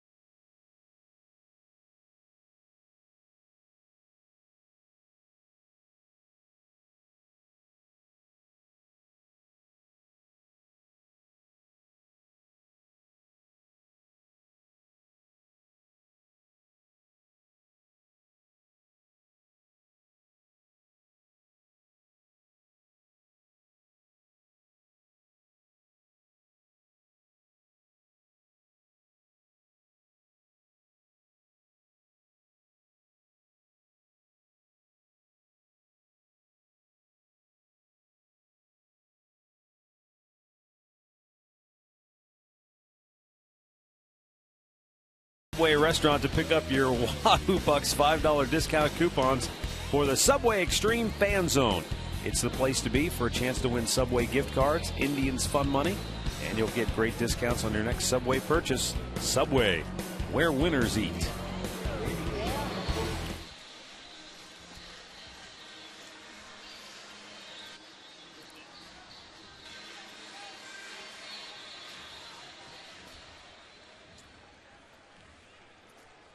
Miguel Cabrera leads off the 6th inning here for Detroit. Intentionally walked in the first, struck out in the 3rd.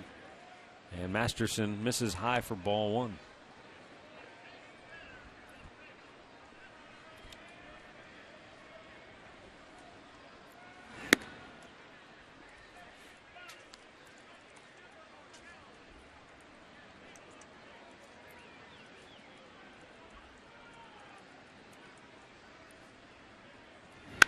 Cabrera with a bouncing ball. What a diving stop by Adam Everett. Gets up and throws him out.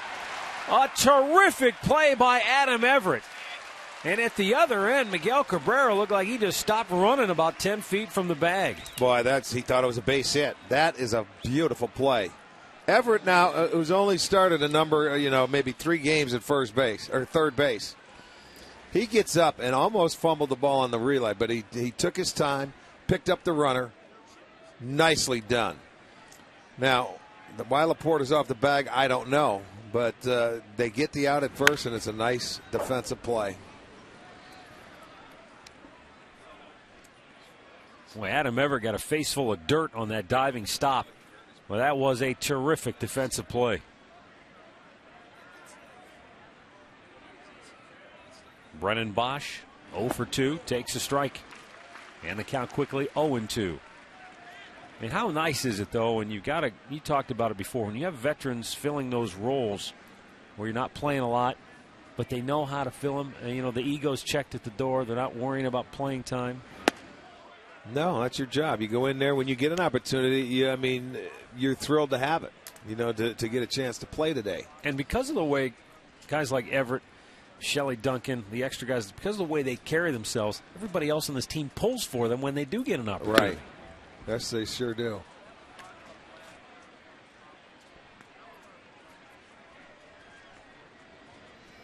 2-2 the count here after he had him down 0-2. Full count. His next pitch will be number 90 for Justin Masterson. Well, both these starting pitchers have done what their managers need. They need him to go as deep as they can into this ball game. Popped him straight up right at the plate. Santana calling for it in front of the dish. Backpedaling, can't get it. Now, you got to call him off, Matt Laporta. I mean, as an infielder, that is a tough play for a catcher, and that ball was up there for a long, long time. You either have to come in at third base or first base and make the play. That's not a catcher's ball. That ball is way up there. Let's see. Now, look, Laporta's just cruising in. Busted in there. Look at him. He's expecting Santana to catch it. No, that's the first baseman's ball. You got to hustle in. That's a tough play for a catcher, boy. That'll go as a base hit. That's a gift. Ryan Rayburn 0 for 2 takes a strike. It's the old, and as long as you've been playing sports, whatever they ever tell you about, don't assume. Don't assume. Right. You got to take charge. You got to want it. He didn't want it.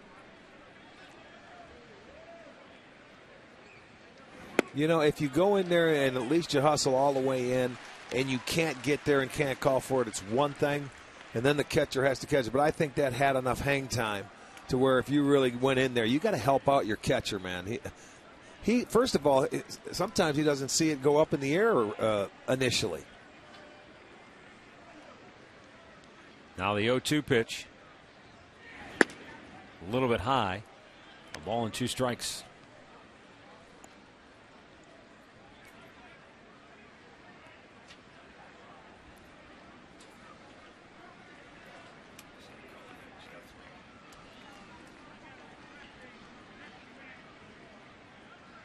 One-two pitch, fouled away.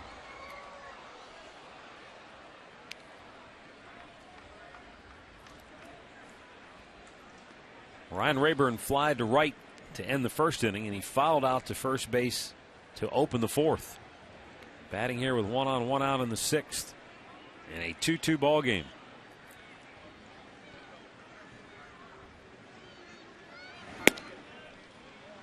From 0-2 to 2-2. Indians, not only have they won 12 straight here at home, but 5 in a row overall. Tigers have lost 5 straight coming in. Runner goes, 2-2 pitch up and in. And the count goes to full. And Bosch in with his 3rd stolen base of the year and scoring position. See that play now, you're really making putting pressure on Masterson to, close this inning out. And he's getting around the 100 pitch mark. He could go 115, 120 today. But there's a guy who shouldn't be on base, gets his 3rd stolen base. The 3-2. Swung on and missed. Well, Masterson gets the strikeout, 2 down. That's 5 Ks for the big right-hander. And let's check in once again with Katie Witham. Hey guys, I'm here hanging out with Luke and Johnny Day, big Indians fans, and we want to let you know, make sure you're here May 21st. Right fielder, Shin-Soo Choo will be giving away his jersey to every single fan that shows up on May 21st. Log on to Indians.com. Buy your tickets in advance right now for May 21st. Also, we've got all-star ballots out already, and Luke, I saw him filling his out earlier. Who'd you vote for? Brady Sizemore. Brady Sizemore. What about you? Brady Sizemore. Brady Sizemore too. Guys, back to you. Oh, that was great. Yeah, he had to do what his brother did. Kids fun day here at Progressive Field. We are tied at 2. Runner at second with 2 down for Detroit here. Alex Avila 0 for 2 on the day. Looks at a ball outside to even the count. Mentioned earlier that at the start of the day, Kansas City with a mark of 14-13 in second place, 4.5 games back of the Tribe. Detroit 6.5 back, and then White Sox and Twins both 9 games behind the Indians. The 1-1 caught the outside corner. Avila doesn't like the call. Some sharp words for home plate umpire Tim Welke. Now Masterson, who has reached 100 pitches. Manny Acta said he'd be good for at least 120 here today.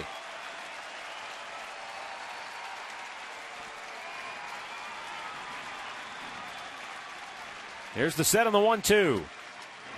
Bounced it in front of the plate, and a good stop by Carlos. That was a great pick. You don't normally go in there and try and pick this. You actually try and play it off your chest protector, but he ends up making a nice pick.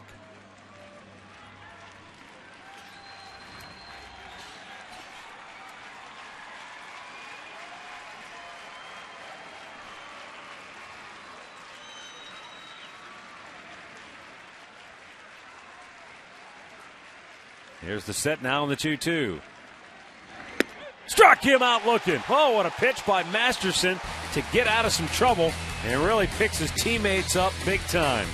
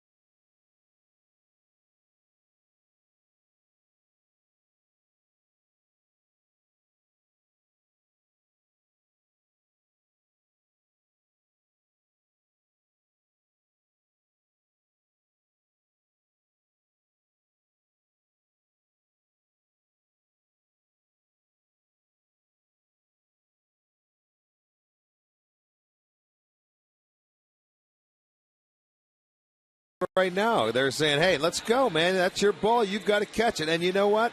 They should be on him. Let's go. You don't sit up there and wait for it. And, you know, I don't care what excuse you use. Get in there and catch the baseball, period. Look at Sandy. Now he's going to give him from the catcher's perspective. So Smitty got him. Sandy's going to get him. And I'm sure Manny Acta will get him.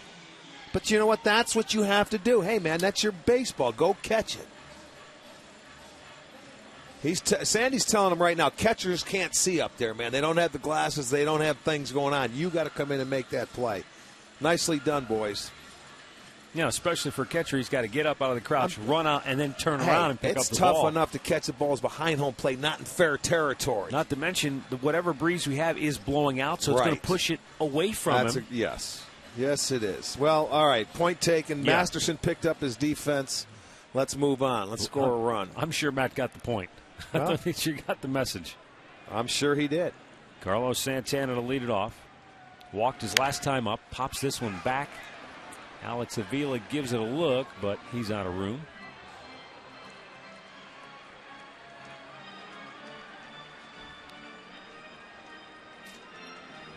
Santana, Shelley Duncan, Orlando Cabrera for the Tribe here in the home half of the 6th.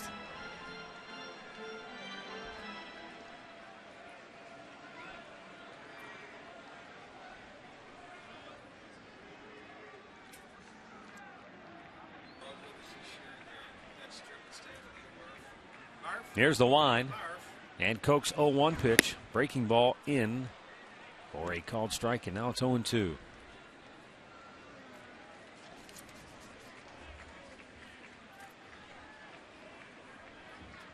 Two-strike pitch.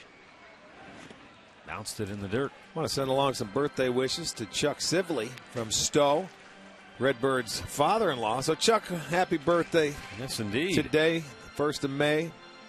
What did Herbie used to say about the 1st of May? No. Here's the 1-2 pitch. There's a liner foul down the left side into the seats. Let's finish him up. Lillian Vasso of North Royalton turning 94 today. Claire Shockling of Caldwell, Ohio, 71. Michael Frank of Champion, Ohio, is 49. A happy birthday to each and every one of you. And Leonard and Vicky Mahalski of Lorraine celebrating their 65th anniversary. Congratulations. Yes, indeed. The 1-2 pitch. Inside. One more birthday goes out to Jim Vanek, celebrating his birthday, watching in Kirtland, Ohio. It's out my neck of the woods. That's right. You could drop off a cake. Yes, I will. Now the 2-2. Full count. Good eye by Santana. Well, Carlos walked his last at bat to lead off the 4th inning. Leading off the 6th.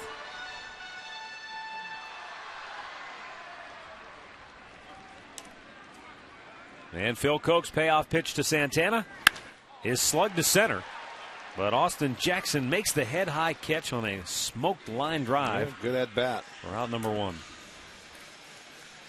Well, here's the answer to our AT&T trivia question about the streaks. 7 season, 100 or more ribbies. Albert Pujols, Miguel Cabrera, A-Rod, and Tex. Mark Teixeira. Well, you don't think about Teixeira, do you? Kind of forgot about him. He bounced around for a few of those years. But yeah, he's been a run producer his whole career.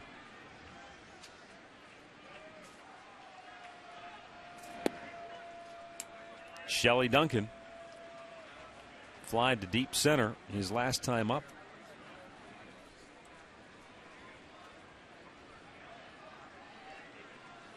Indians looking for their first hit of the day with less than 2 out. All 4 of their hits have come. Oh, I don't know about outs. that one. He thought that was low. He thought that was low. Put him into an 0-2 hole right there with the curveball. He's going to step out and gather his composure right there.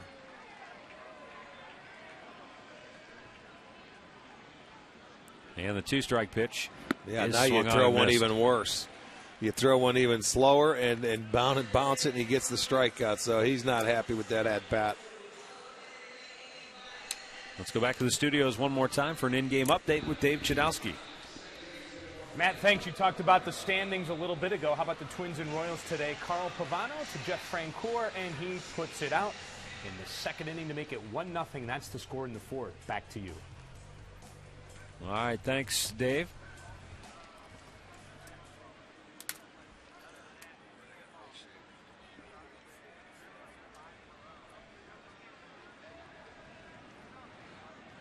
Orlando Cabrera singled and scored in the second inning, as the Indians scored their only 2 runs on a 2-out 2-run double by Matt Laporta. Tigers' 2 runs came in the first inning. In the dirt again, 2-0. Also, Tommy Boschenek tells us, Rick, that Orlando Cabrera, with that game-winning hit last night, has 14 of those walk-off hits in his career. Among active players, he's third. Wow. And you don't think of him as being that. Well, he's only, when you think about it, he's 24 hits shy of 2,000. So there's 14 important ones walking off. But I guess you think of David Ortiz, who leads active players with 18, because you think of the home run, the walk-off home run. All the dramatic ones. This guy's played with some good ball clubs. 4 teams, 4 playoffs in the last 4 years for Orlando Cabrera. And a strike called, 3-1.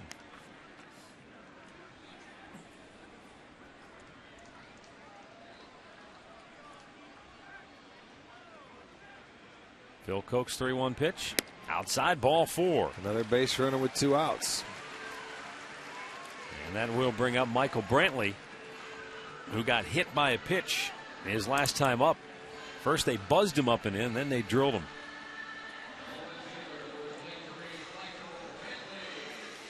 As you said, now is an opportunity for him to exact a little bit of his own revenge. Well, that's right. That's what you do.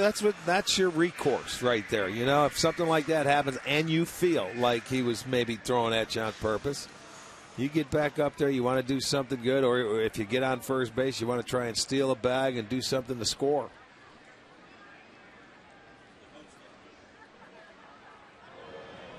Look at that. Another one. He tried to lob it to first base. This is how the Indians won the game last night. Except there was nobody out. And then, you know, that's where he made his mistake, Matt. He lobbed it over there. Instead of just throwing it, going to first base to keep you honest. That was Villarreal last night. Mm-hmm. And then he just lobs it. And it's like, oh, my goodness. So there's the second error in as many days on pitchers throwing to first base. Last night there was nobody out. Tonight there is 2, or today. Ryan Perry, right-hander, starting to get loose in the Detroit bullpen as Phil Koch has just crossed over the 90 pitch mark on the afternoon. This will be number 93 for him.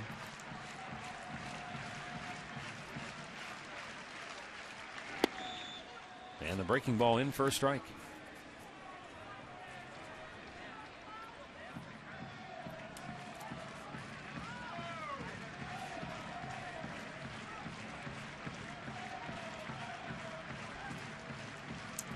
There is Orlando Cabrera representing the go-ahead run here in the bottom of the 6th inning. Another breaking ball in for a called strike, and it's 0-2. That has been his pitch for the left-handers today.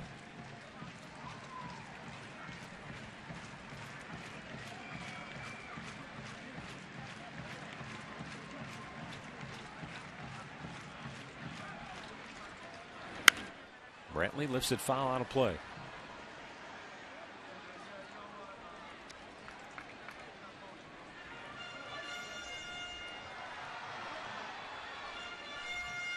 Phil Koch, 95 pitches on the afternoon. Left-handed starter, California native.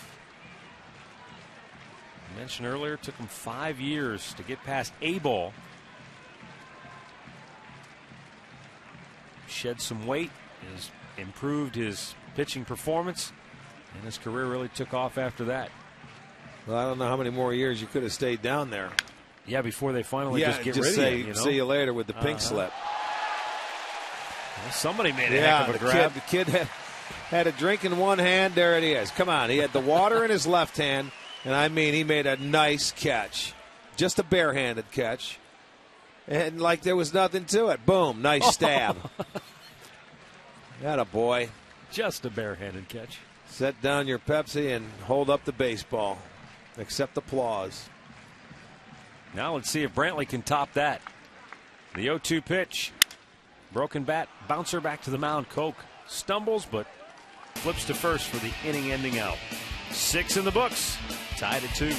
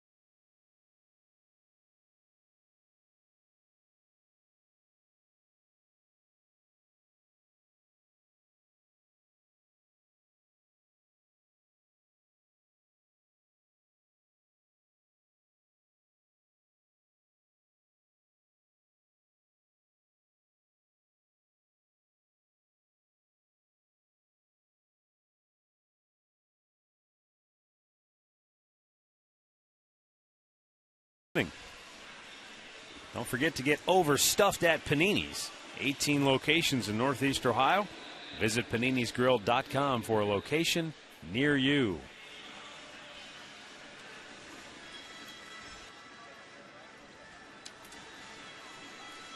Brandon Inge, Austin Jackson, and Will Rhymes due up for Detroit.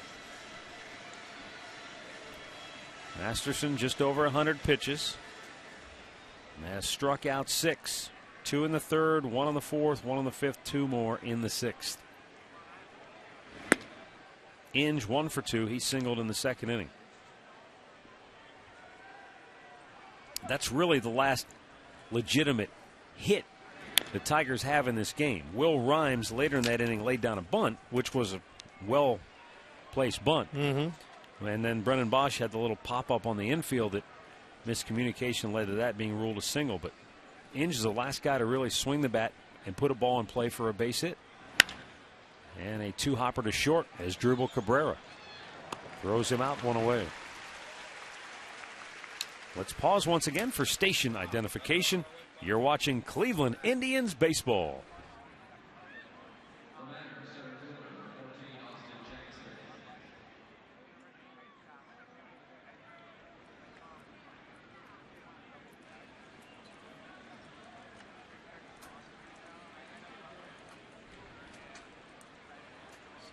Austin Jackson 0 for 1 today with a walk and a 1-hopper past Laporta into right field.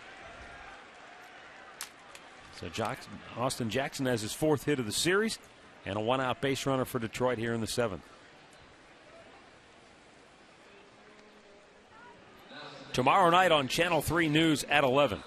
A man who spent his life fighting crime has become a victim himself. Betrayed by those he loved. His own family. The investigator, Tom Meyer, shows you how even the ones you trust most can take advantage of you. Tomorrow night on Channel 3 News at 11. Will Rhymes, 2 for 3 on the day. I would think that if Jackson can get a read off Justin Masterson, he would be taking off running. They were able to throw him out once in the season, or once in the series, I should say.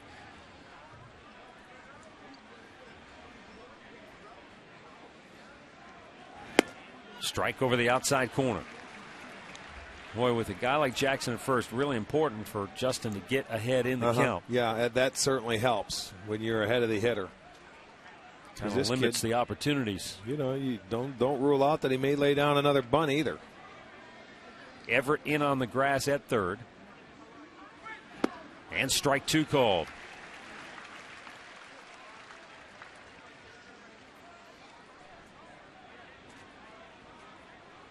Well, now Jackson takes off. Rhymes has got to swing it in. The thing of close. it is, though, when you think about it, Jackson hasn't been on first base a whole lot this year. No. And base stealing, I'll tell you what, that comes from repetition, getting out there, getting a feel, getting good reads on pitchers. And when you haven't been out there for a while or consistently, it impacts on you stealing bases.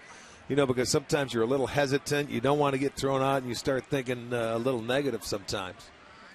But when the hitters, like what Justin did, get ahead of the hitters, that certainly takes a little bit of that pressure away from them.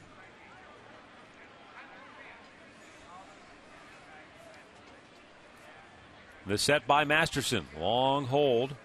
And the 1-2. Runner hold. Swing and a miss. Rhymes strikes out. 7 Ks for Masterson. 2 down in the inning. He was trying to protect, but that ball was just tailing away from him. He held it. And he held it that extra time, and that ball just took off. Rhymes swings at a ball. He's shaking his head because he felt maybe that second pitch was outside too. But Justin held the ball. Gets the strikeout. And Ramon Santiago with 2 down. There you go. Jackson takes off. Called a strike. Throw to second. And it's close, but they call him safe. Whoa, baby. As Drubel thought they had him. Yeah, he did. I think they had him too. And here comes Manny Acta to argue the play at second base. He's got a beef with Mike DeMuro. Well, I'll tell you, it was a good throw. And Austin Jackson had a good jump. I do think from the naked eye, just from our first vantage point, that he was out, that he touched him before he hit the base. I don't know. I'm sure we'll get a replay. But Mike DeMuro felt that he got his foot in there. Here's a look from behind it. Let's see. There's the throw. He's in there. I think he might have got that foot in. That might be a very good call. It was awfully close, no matter how you look at it. You got to check it out. It was close. Bang, bang. It could have went either way. But he gets the stolen base. Well, nice throw by Santana. The way this game has gone, it could be a huge play in the game. Runner in scoring position with 2 down. And Ramon Santiago with an 0-1 count. Just now getting some activity in the Indians' bullpen. Bounced foul into the Tiger dugout. It went over that railing and rattled around. Lefty and a righty for the Tribe. Rafael Perez from the left side. Might be Chad Durbin from the right side. Hard to tell. It is Chad Durbin from the right side. Rafael Perez, left-hander, just now starting to get loose. 113th pitch of the day for Masterson right here.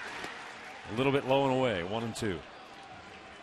Mentioned earlier, Manny Acta told me before the game, he said, I feel comfortable with Justin Masterson going up to 120 pitches today because he's a big, strong kid. He's been throwing the ball well. I'll tell you, the way he started, this has been an impressive outing for Masterson. Yeah, he settled that first 2 innings, struggled, and then settled in. Trying to get through this inning unscathed and missed away with it, 2-2.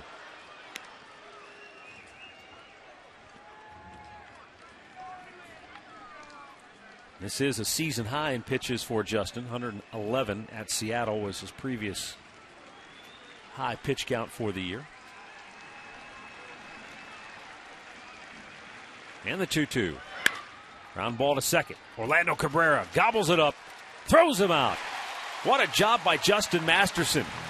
He guts it out through 7 innings today here at Progressive Field. And we are tied at 2. Time now for the Cleveland Clinic's 7th inning stretch. Indians fans, it's time for you to get up and move it.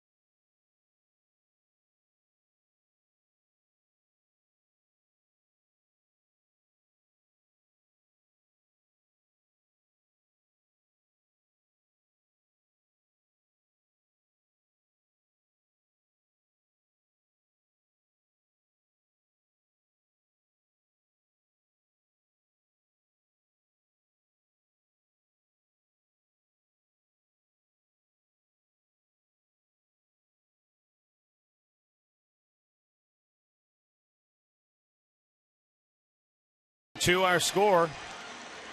Stretch time here at Progressive Field. And Jim Leland has made the call to the bullpen, brought to you by Verizon 4G LTE. Rule the air on the most advanced 4G network in the world. And he'll go to right-hander Ryan Perry for the 7th time this year. Pitched 2/3 of an inning in the first game, gave up a couple of knocks, had one strikeout. Right-hander throws the ball very well. Good. They've got some very good arms coming out of that bullpen. You really just don't know who is available for Jim Leland this afternoon. But both starting pitchers, I'll tell you, Phil Koch did a nice job. Gave up just 4 hits, a couple of walks, struck out 4. And, they got him with 2 outs back in the second inning. Other than that, in any other inning, they only had the 1 hit.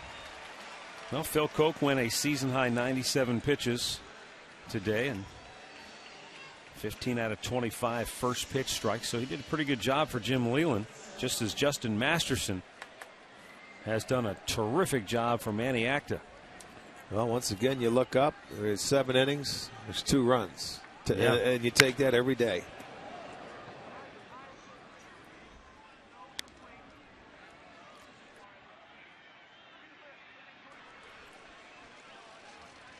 Laporta had the big 2-out, 2-run double in the second inning that tied this game up for the Indians.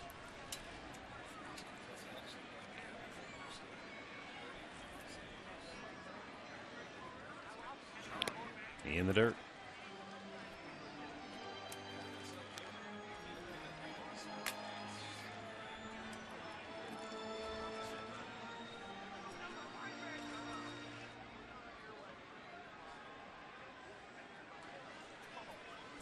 And Matt Laporta awaiting the 1-1 pitch from Ryan Perry here. Leans him back out of the way.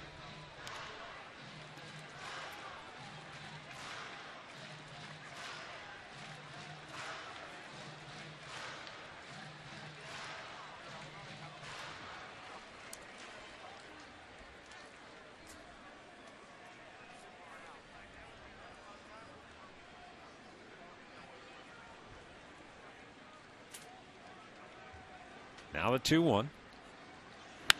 And that's slugged to left center field. It's in the gap. This will split him and go to the wall. Matt Laporta rolls into second base with a leadoff double, his second 2-bagger of the day. You go back to spring training, Rick, and something that Eduardo Perez said to me when he said he was working with Mike Hargrove, trying to help Matt Laporta defensively at first base, and they said, hey, just remember one thing. Don't get too caught up in your defense. And if you do make a mistake, go out there and make up with it with your bat. Well, that's good. He's doubled twice today. This one he goes to left center field, caught a little breaking ball down out over the plate.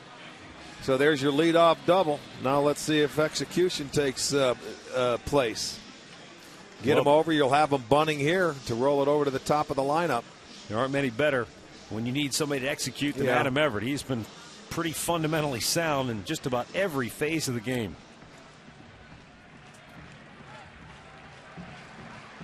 And that's going to send Alex Avila out. That's the first hit of the day for the Tribe with less than 2 out. Been a crazy phenomenon for the Indians, not only today, but really in the whole series. They've just been a 2-out hitting team in this series. Doesn't matter when you get them, as long as you do get those hits. Remember, they had that sacrifice back in the 13th inning last night when they were going to third base where Inge vacated it early. And the catcher caught it out front, but he couldn't throw it anywhere because Inge was breaking in. Look Bunts at that. That is towards beautiful. Third. Oh, what a job. Ryan Perry gets him out. But, wow. I mean, tell you, that was ball up almost and hit in. him. I know it. That ball, that's what you do as a pitcher. You throw it at him if he wants to square around. That's why a lot of guys don't like to square around.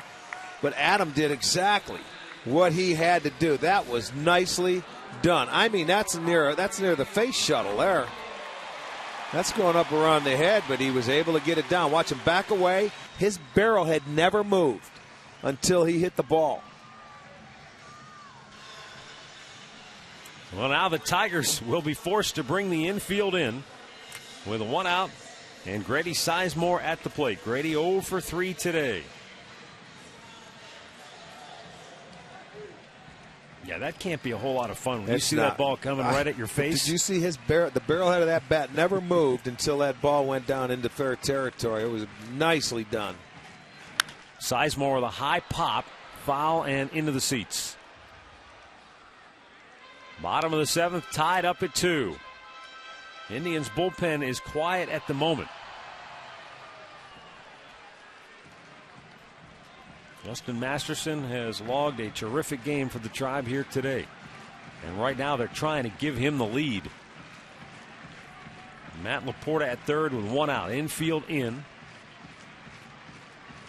And the 0-1 to Sizemore. Swung out and missed. He chased it in the dirt.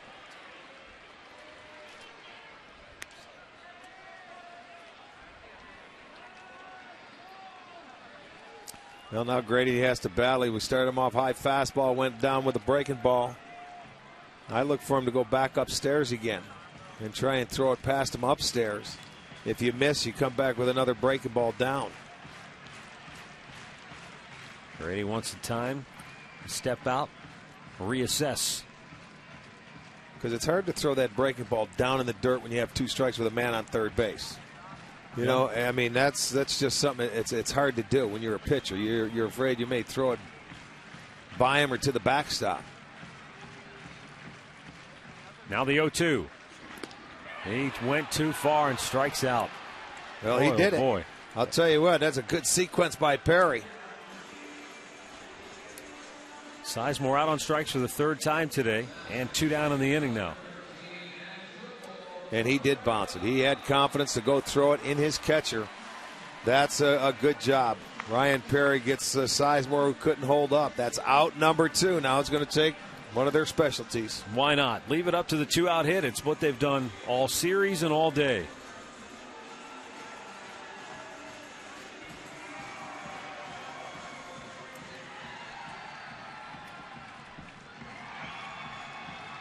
The set by Perry and the pitch, and Cabrera fouls it away. As Drubel with a double down the left field line in the 5th inning, but that came batting from the right side. Now hitting from the left side, and for as Drubel so far this year,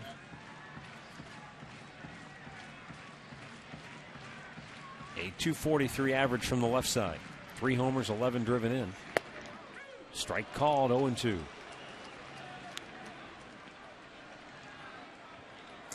Well, in the series, you were talking about how good the Indians were hitting with 2 outs. They've hit .371 in the series.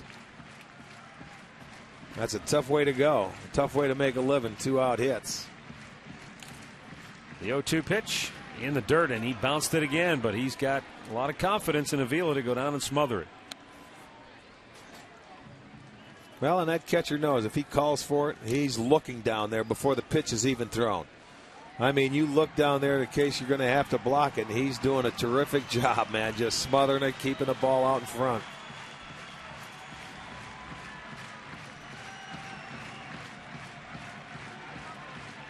Ryan Perry's 1-2 pitch. In the air, shallow left to shortstop. Santiago is out, and the left fielder Rayburn calls him off to end the inning. We go to the 8th, still tied at 2.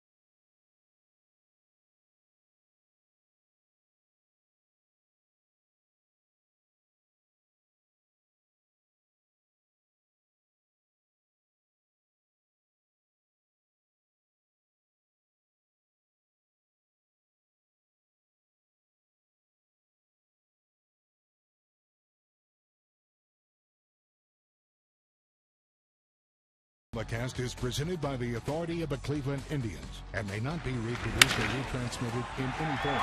And the accounts and descriptions of this game may not be disseminated without the express written consent of the Cleveland Indians.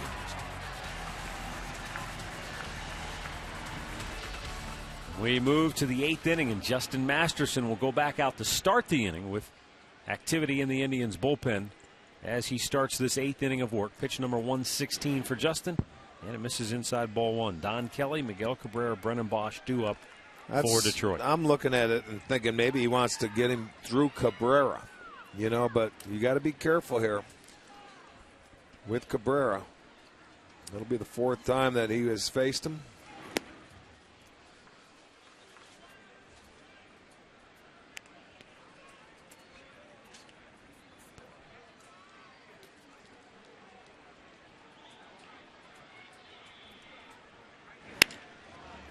There's a soft liner to right field and a base hit for Don Kelly to start this 8th inning. Once again, let's head out to the plaza and join Katie Witham. Yeah, hey guys, I'm out here on the plaza where we had Kids Fun Day today going on every Saturday and Sunday all through the rest of the season. It was crazy. I mean, look, we've got snakes over there. So much fun. But you know what? The Indians have tons of activities going on, including the award-winning Rock and Blast. It's going to happen July 29th and 30th this year. We've got fireworks, lights, scoreboard, and rock and roll. Nothing is better than that. Go to Indians.com for event information and to get your tickets, guys. All right, thanks, Katie. Miguel Cabrera lifting a high foul down the right field line. Game tied at 2 here in the 8th inning. Detroit with a runner at first. And Miguel Cabrera at the dish, and he is drilled by a pitch. And Cabrera will take his base. Just put the bat down and go to first. He wasn't trying to hit you. He's trying to get you out. Somebody's chirping at Cabrera from the Indians dugout, and he's firing back. Either that or he's yelling at the third base umpire. I can't tell. He's looking over in that direction.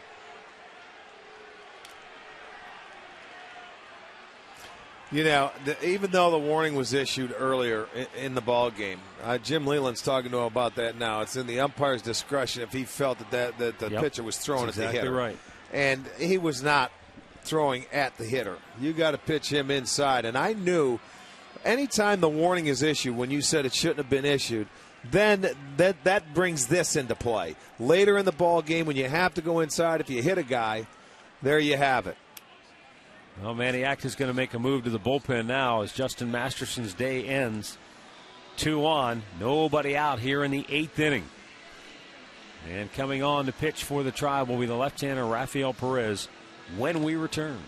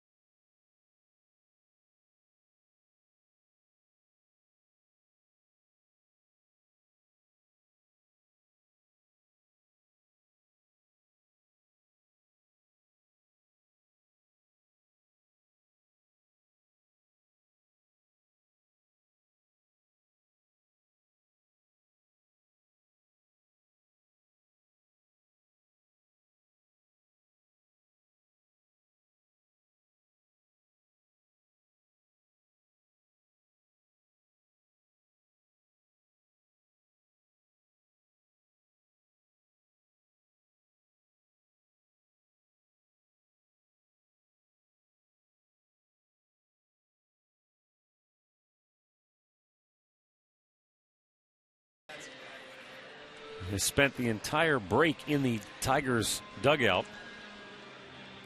Let's go on the field. Meantime, the Indians go to left-hander Rafael Perez for the 12th time this year. 2 wins, a loss. Not a lot of earned run. 10 1/3 innings. 5 hits, 5 walks, 6 strikeouts. Last night, the Indians' bullpen was some kind of sensational. 7 scoreless innings. In those 7 innings, the bullpen allowed just 4 hits. And the Tigers did not have a hit with a runner in scoring position. And the bullpen made 95 pitches in those 7 innings last night and 72% for strikes. Well, they've got their work cut out for them here now in the 8th. They got the first 2 guys aboard. Perez going to face Bosch. Look at the numbers. Bosch does not have a sacrifice in his short career here. Remember last night in a similar situation, he popped one up. Yeah, first pitch, wasn't it? I think it was, yeah.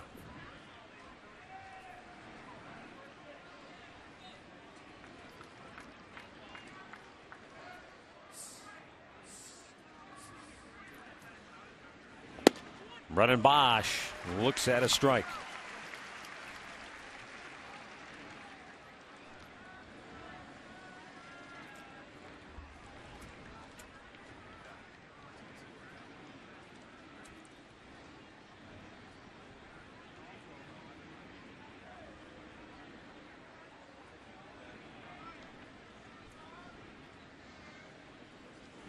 Swung on and missed, and it's 0-2.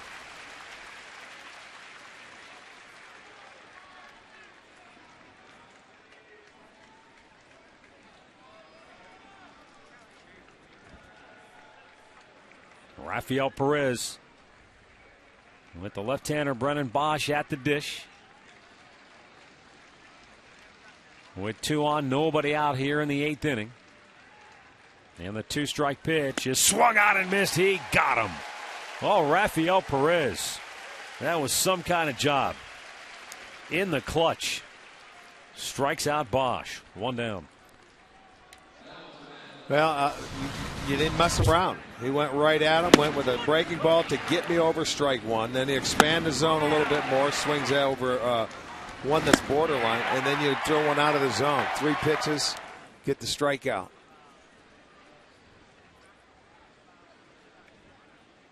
Santana reminding Perez, make sure now, second base. You got that guy on second. It is easier to steal third base when that left-hander's on the mound pitching, so you just make sure you pay attention. There's Ryan Rayburn 0 for 3 today.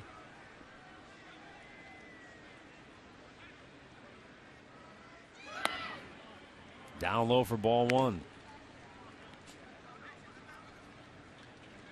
Rayburn 4 out of 14 in the series. He has struck out 5 times in those 14 at-bats. Perez with a 1-0. High and wide, 2 balls, no strikes.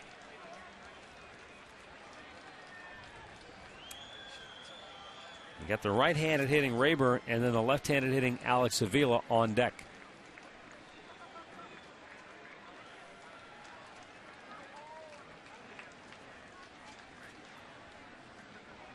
Jim Leyland has 4 right-handed bats on his bench today.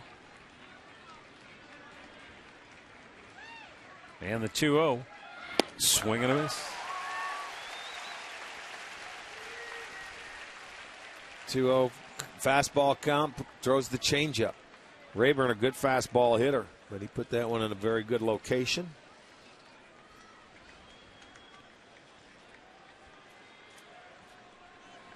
Kansas City has opened up a 5-1 lead on Minnesota in the 5th inning in KC. 2-1 pitch. Down low, he wouldn't chase after that. Orioles lead the White Sox 2-0 there in the 5th in Chicago.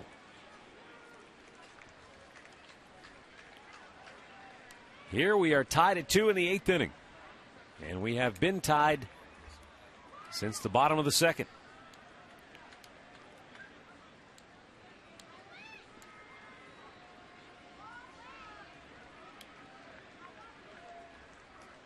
3-1 pitch. Hit in the left field. Brantley charges. Kelly gets held at third. And the bases are loaded.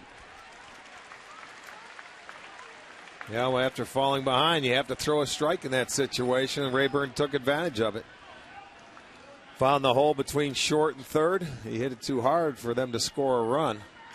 So now the Tigers with the bases loaded. Got to go at him with a strike right there. Rayburn knew it. And finds the hole, so they will have the bases juiced. Avila now the hitter. So now it's time for the Tigers have a chance to take the lead. Indians couldn't do it in the bottom half of the seventh. Well, Rafael Perez carved up left-handed hitting Brennan Bosch on 3 pitches. And now he's got the left-handed hitting Avila 0 for 3. He has struck out in his last 2 trips to the plate. In the air, center field should be deep enough to get the run home. Sizemore will make the grab. But Don Kelly tags and comes home, and the Tigers get it done. They take a 3-2 lead. Avila with his 19th RBI. Well, he's been driving in the runs. He's done a nice job. That's 18 RBIs over his last 20 games. So he gets a sacrifice fly. The Tigers take a 3-2 lead. Avila had 2 sacrifice flies in Friday night's game, so that's his 3rd in the series.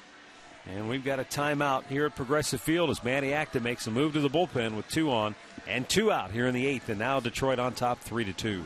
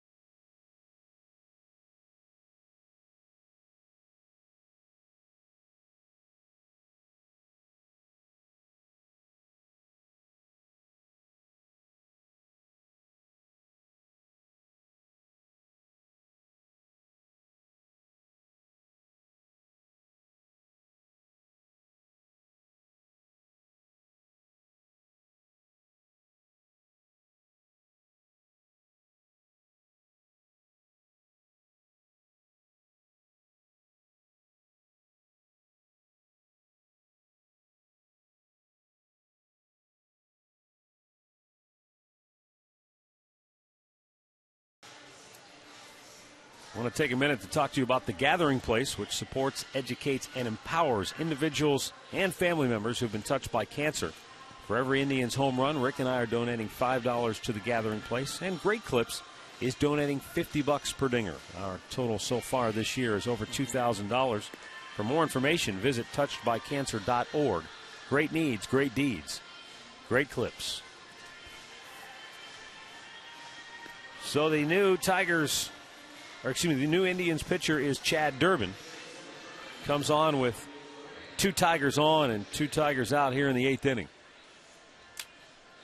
And he'll be facing the right-handed hitting Brandon Inge, who is 1 for 3 today and 2 for 12 in the series.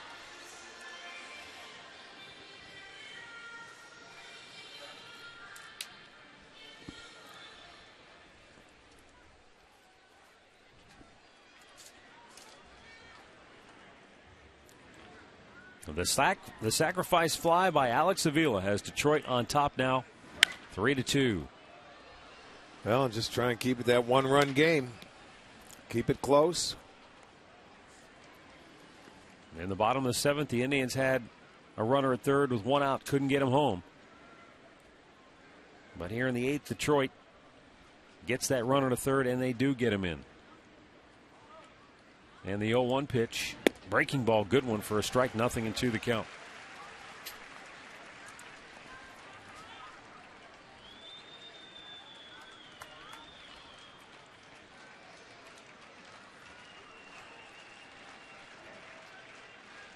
2-strike pitch. That one sailed over his head.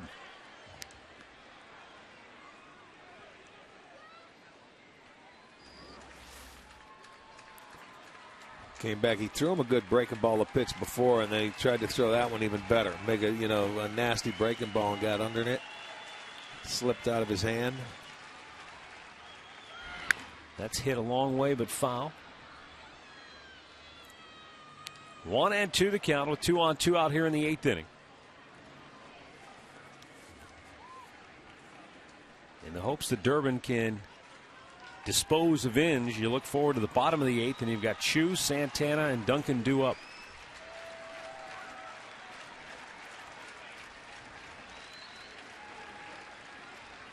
Now the right-hander's 1-2 pitch, and it just missed.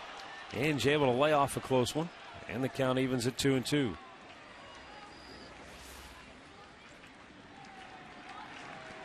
Sharp slider down. That's a good pitch.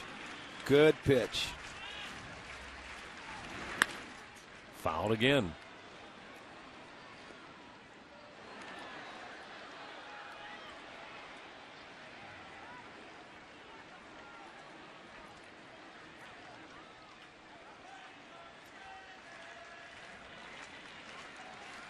Jim Leland's club has pushed across the go-ahead run here in the 8th inning, and they lead it 3-2.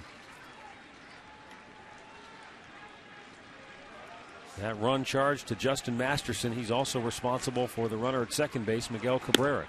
Inge strikes out, and the inning is over. Chad Durbin gets a big K, and we go to the bottom of the 8th. Indians down a run now, 3-2.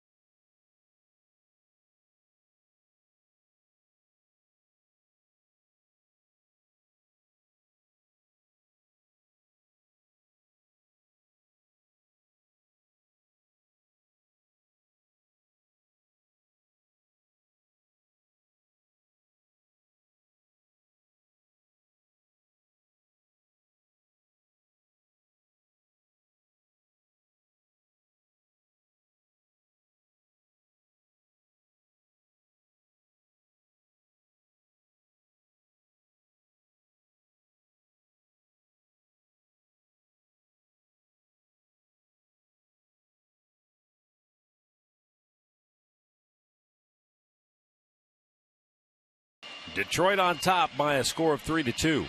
And as we go to the bottom of the 8th inning, the Tigers go to their bullpen once again, and it's Joaquin Benoit on for the 13th time this year. Benoit suffered the loss on Friday night when he gave up the grand slam to Carlos Santana. After that ball game, the Detroit writers went to talk to Benoit in the clubhouse. They got to his locker, and they found him standing in front of his locker, staring into the locker. And then he turned around and said, "Do you want to talk to me?" And they said, "Yeah." And they said, "Well, you're going to have to keep waiting." And so he didn't walked feel away. like talking. Yeah. That was a crushing blow for him. Shin-Soo Choo 0 for 3. I've never been a pitcher, but I've always felt that it's better if you face the music right then and there and get it over with. You let it fester, you let it linger on, and things build up and strange things happen. especially nowadays with all the media and everybody that's, you know. At least with the reliever, there's a chance you're going to get right back out there in the next day or so. Unlike being a starter. Yeah, if you're a starter and you get rocked, well, you got to wait four solid days.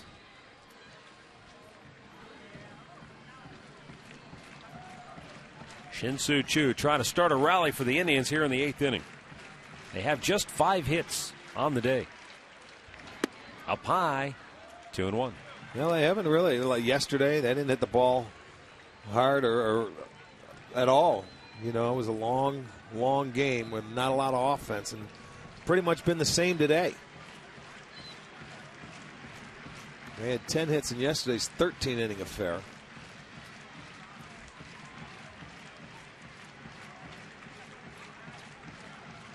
Now Benoit ready with the 2-1. And a bouncing ball single into right field for Shin-Soo Choo. The Indians get their leadoff man aboard, and the tying run is at first here in the bottom of the 8th. Well, that's what you wanted. You wanted that man aboard. This was Santana facing Benoit on Friday night. With the bases loaded, he unloaded him with one big swing of the bat. Yeah, the difference in that situation, there was no place to put him. He had a 3-1 count, and he had to, come right into the strike zone. And Santana made him pay. So this is one, that the pitcher will be looking for. I got to do my job here. We'll see if Santana can just try and single at first and third. It's up and away for ball 1.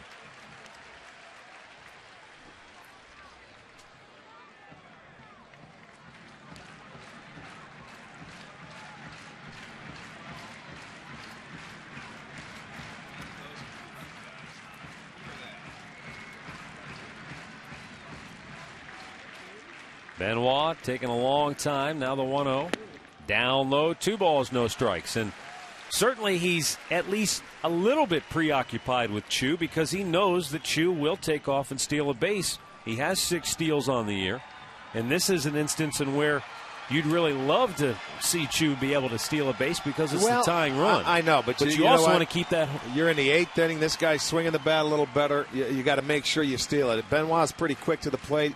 He's better than average. He's 1.2 to the plate. So, you give this guy, you get in the hitter's count. He can hit a gap, and Choo can score from first. 2-0 pitch. In for a strike. Looked like he was taken all the way.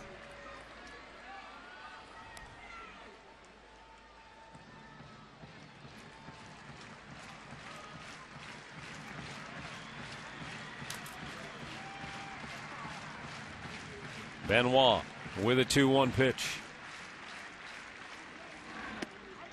Missed outside with it. 3 balls and a strike, and Benoit looks a tad frustrated. Now a little changeup going away. Now he's back into the hitter's count. So Santana, zone in, man. Get geared in. Look for your fastball. Whether you get it or not, I don't know. But the other night, he got it, but there was nowhere to put him. 3-1 pitch. And he got the fastball. He went right down there at the knee, so he did go with the fastball. That's all right. I mean, when it's down at the knees, that's a good pitch. You're looking up for something that you can drive. So it's still 3-2. You've got one more to go. See if he comes back at him with it.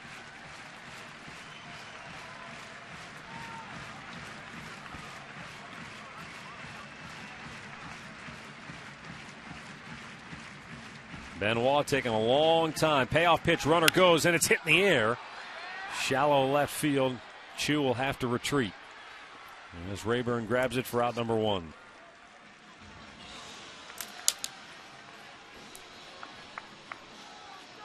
Our in-game box score is brought to you by Hyundai. Join the movement.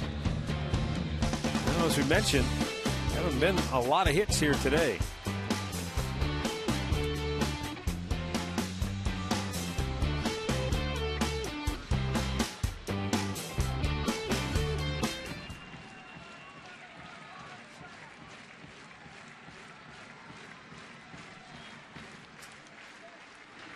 Shelley Duncan got a piece of that. 0 for 3 here today.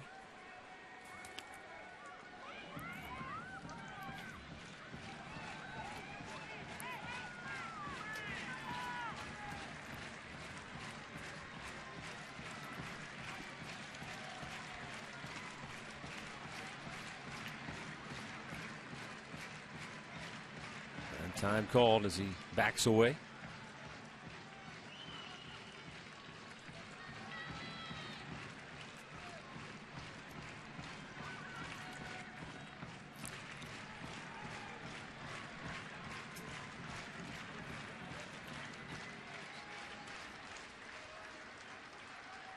The 0-1 pitch. Chu bluffed the move. Got him. Hit him on the hand. And the Tigers are hollering and arguing from there. No, they're asking if he swung at it. No, they're asking if he swung at it. It got him in the arm. He was thinking he wanted to swing at it, but the ball hit him. They went down. They asked Jim Reynolds at first base, did he swing? No, he did not. He did it early, and it's better he did that way so you get it all out of the way. So now they hit better. Okay, the Indians, they hit Cabrera. That came into play, pushed a guy into scoring position. They came around to score. That could be a big play here for the Tribe. Watch 2 Duncan. on, 1 out. It's going to get him on the back arm. There it is. The hand, maybe. Yeah, the hand and wrist of his right hand. You can see he's already saying, ouch. You know, there it is. Yeah. Right on the hand, the wrist, it goes down, and that hurt. But he's going to first base. That was the right call. 2 on, 1 out, Orlando Cabrera. Cabrera has singled and walked today.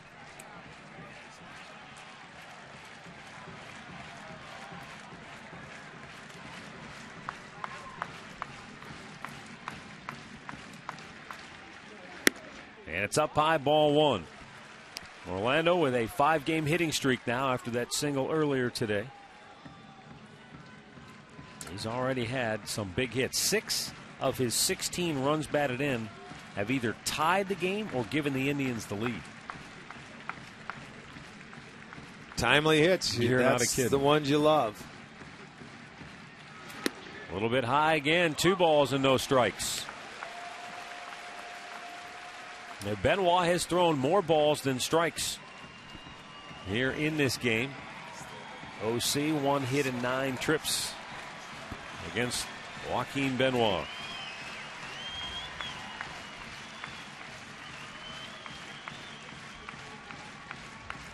The 2-0. Ground ball, third base. It gets by Inge. Coming around third is Shin-Soo Choo. He's digging for home for the tying run, the throw, and he is safe at the plate. Shin-Soo Choo slides through Alex Avila and knocks the game up at 3 apiece. Boy, how about the aggressiveness of Steve Smith there? I love it. I mean, because that was almost a great play by Brandon Inge. And once that ball trickles away from him, Santiago's got to go get it. He kept Choo going right in stride. He tried to smother it, but no, he's going to continue to go. The throw comes to home plate. Choo will go in feet first, slide under it, and is safe, and we've got a new ball game. Great hustle, great play, great block of the plate. Everything about that play was very good. It was a good play on the Tiger side. The Indians force the issue. They get into home plate. Tie game. Very good. And now Michael Brantley with a chance to give the Indians the lead. Takes a strike. Boy, it's a good thing Shin-Soo Choo is built like a fullback because he needed all the force and momentum he had to knock the feet out. That's why you have to go into home plate with your feet on a play like that. Avila did a nice job of trying to block the plate. It was a good all-around play. Very good hustle.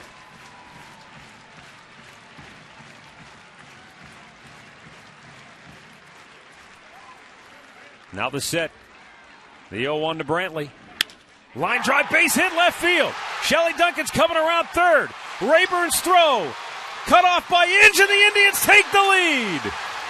Shelley Duncan scores on Michael Brantley's RBI single to left. It's a 4-3 Indians lead. Michael Brantley comes up big. I mean, how about that stroke? Serving it out to left field. Again, they're going to get Benoit. Duncan hustling all the way from second base. I didn't know if he wanted to go feet first or head first. He was going to attack home plate, though, I'll tell you that. He's going all the way. You have to send him here. Hit your cutoff man. Here comes Inge. He was going to cut it and throw it in. And Duncan, he was thinking collision if he gets the ball. Yes, he was. Is what he was thinking. He was thinking head on. But then by the time he doesn't get it, he just trips over, finds the plate, steps on it. Indians take a 4-3 lead. Now Matt Laporta, who has 2 doubles in 3 trips to the plate. Fouled right back.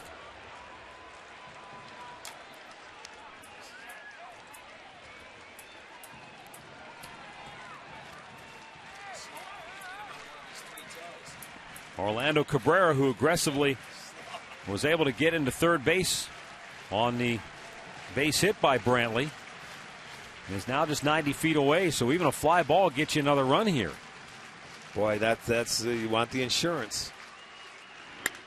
He lifts it deep down the left field line. Rayburn running out of real estate. What a catch! Into the corner. He hangs on to record the out. But the Indians are able to get Cabrera home on the play, and it's a 3-run bottom of the 8th. Wow, Matt Laporta gets his 3rd RBI of the day. And that could have been a monster inning if Rayburn doesn't come up with that ball. That's game saver right there. That keeps him into the game. That is a terrific play. Benoit hung him a breaking ball, and he's going towards the wall. You want to talk about effort and concentration. Pops up, makes the catch. Terrific play. Ryan Rayburn, he kept him in the ball game right there. 5-3 Indians. Adam Everett looks at a ball up high. But Laporta gets his job done. Another RBI. That's the insurance they needed. Nicely done. Adam Everett 0 for 2. Sacrifice bunt his last time up. Brantley takes off. The throwdown not in time. Boy, he had a great jump. Sure did. And he went into the bag. Looked like he hit another gear about 15, 20 feet away from second base. 4th steal of the year for Michael Brantley. Yeah, good jump. Watch him take off. And that's when Benoit picked up his leg. He slides, he sticks a little bit, but he still gets that foot in there. And they keep that glove on him. Rhymes, that's what you always do. Give Brantley the stolen base, his 4th. Now in scoring position. Now the 1-1. Up high. Boy, the Indians, we talked so much about how much success they've had early in ball games. In the 8th inning on the season, they've outscored the opposition now 16-3. Oh, boy. Isn't that so? That's great when you go 7th inning on and you can put runs on the board. Normally you're doing it against bullpens. 2-1 pitch. It's up high. And that's something special. This guy, speaking of bullpens, has had a tough weekend in Cleveland. This is one he's going to want to forget. They went out, paid him the big bucks, coming in from Tampa Bay to be the setup man in their bullpen. And this is his inning, the 8th inning, but it hasn't been a good one for him in Cleveland. Michael Brantley in scoring position with 2 down, and a 3-1 pitch to Adam Everett. A called strike. You're right. I mean, Rick, last year, nobody scored against him. He was in Tampa. lights out, man. He was absolutely lights out.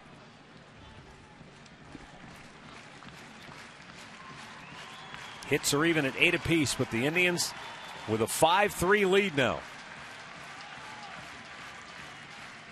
And a 3-2 pitch to Adam Everett. Ball 4. It's outside. And the 8th man to bat in the inning will be Grady Sizemore, but he will be facing a different Detroit pitcher. Yes, he will. Jim Leland has already made the wave to the bullpen as the Indians come roaring back as they have done all series long. They lead it 5-3 now in the bottom of the 8th inning.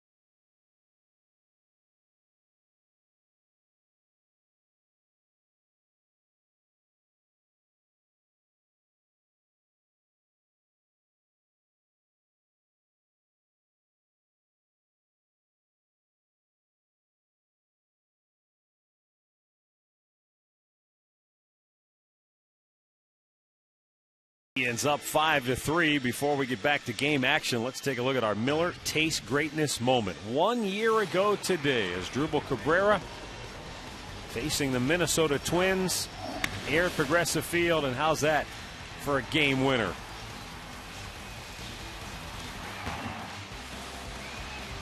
Well, those seem like few and far between last year, didn't they? I mean, they were few and far between. This year, it's like it's a nightly occurrence. There's been a lot of excitement in this park this year, and it's been a lot of fun. And this is a guy that did a beautiful job in last night's game. He ended up taking the loss because of a throwing error over at first base, but he pitched very well. 2 on, 2 out. Grady Sizemore. 0 for 4 will be the batter.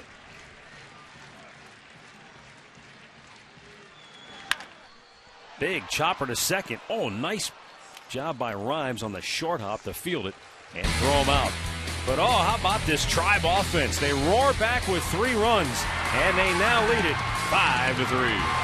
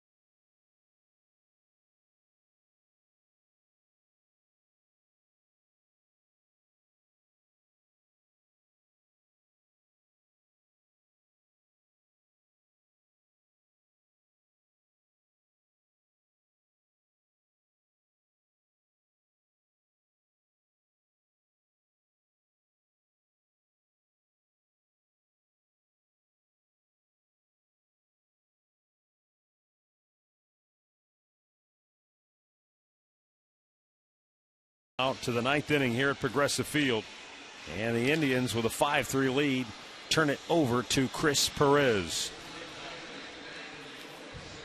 And Perez looking for save number 7. Well, he's been in the first 2 games here, thrown a total of 25 pitches in those 2 games.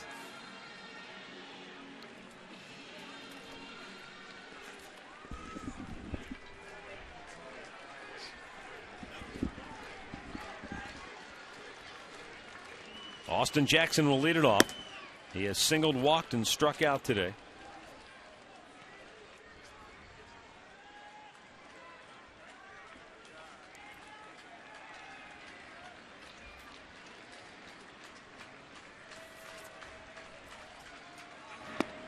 And that fastball called a strike to even the count at 1-1.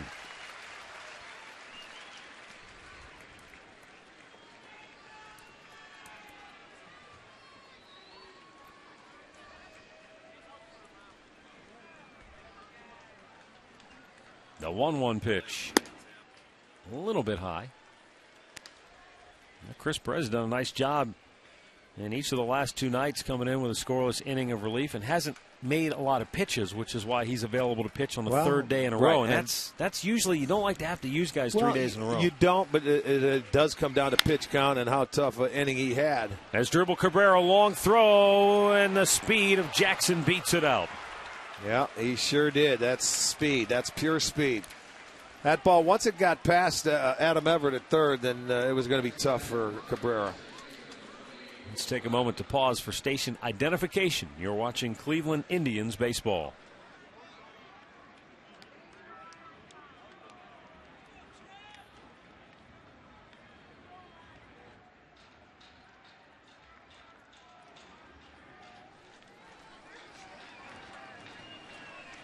Matt Underwood, Rick Manning with you here at Progressive Field. Indians up 5-3 in the ninth.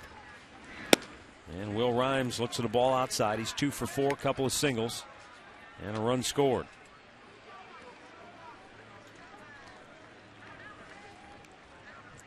For those of you looking for the Stanley Cup playoffs on WKYC, we'll join the Red Wings Sharks game in progress as soon as we finish up here. Santana going to go out and talk to Chris Perez. He's fallen behind 2-0.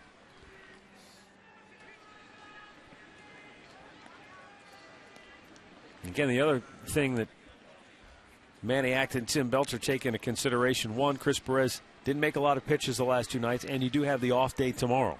So you've definitely got a full day's rest tomorrow before the Indians go back to work Tuesday night out on the West Coast in Oakland.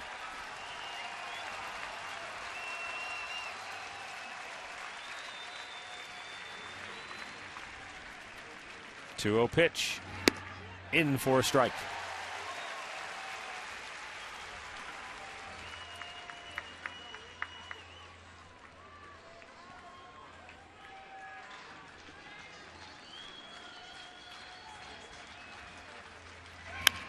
Fouled back out of play. And Perez battles back to even the count of 2-2.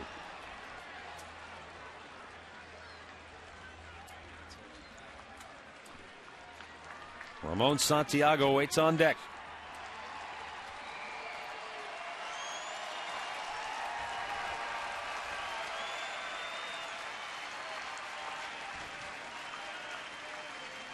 And the 2-2 is drilled. Deep center field. Sizemore back on the front edge of the track, pulls it down. Back to first goes Jackson. One away. Stay tuned after the ball game. On Sports Time Ohio, we'll have the Conrad's Tire Express and Total Car Care post-game show. Conrad's, home of the lowest everyday tire price guarantee. Ramon Santiago, 0 for 2.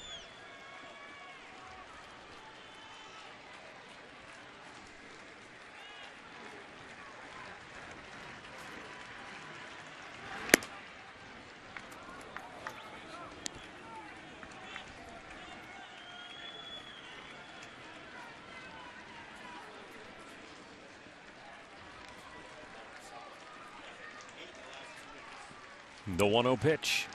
Wide He's again. Just not locating the fastball today. I don't know if that third day is affecting him. He doesn't have it. I mean, you know, he had good slider last night and the Friday night. Right now, he's having a tough time locating the heater. And you got to think about it. The next two guys, you've got Santiago and Kelly. You don't want the other guy to come up that's would be in the hole, and that's Cabrera. 3 balls, no strikes. And Perez just slapped at the ball as it came back to him and knocked it straight down. A little frustrated.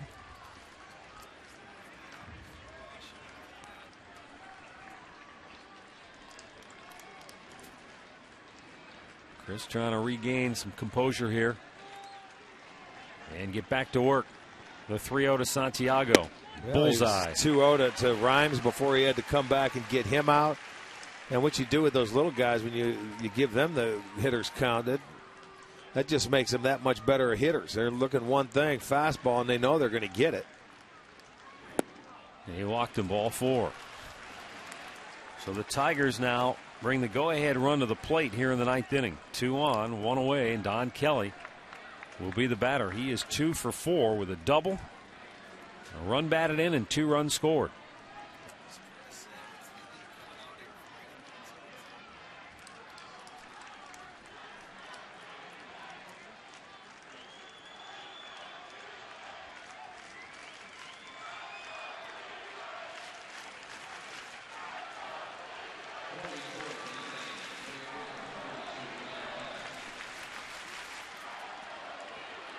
All right, Perez. He's in some soup right now. 2 on, 1 out.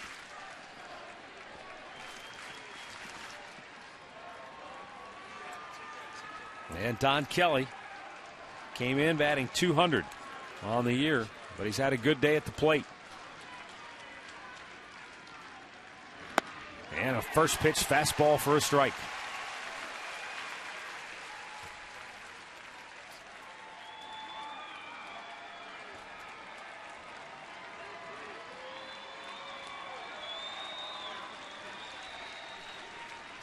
The 0-1.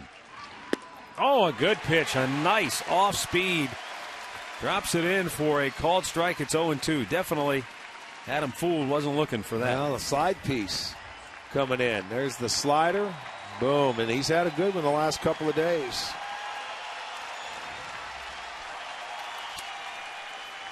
Two on, one out, 0-2 pitch. Blooped. Shortstop, Cabrera. Two down. The infield fly rule was in effect. That was just kind of a weird looking ball off the bat. Two down. Miguel Cabrera will bat, though. So hang on to your hats. That's absolutely right, man. You did not want to see this guy come to the plate in this situation at all.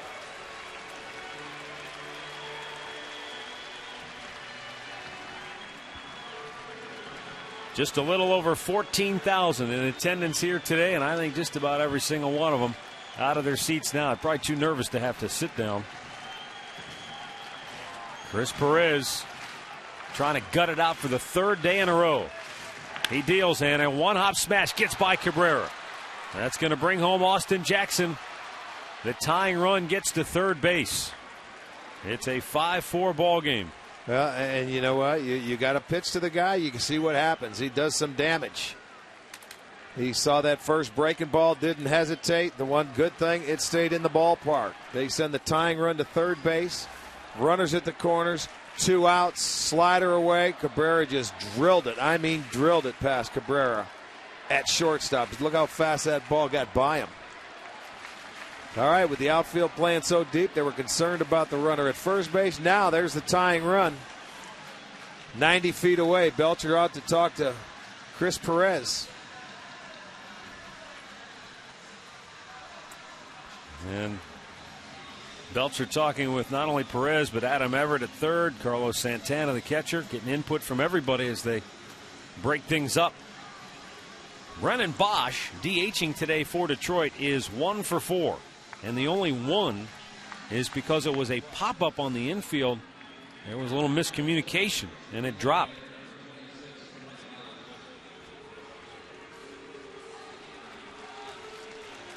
The Indians have pitched him very tough in this 3-game series.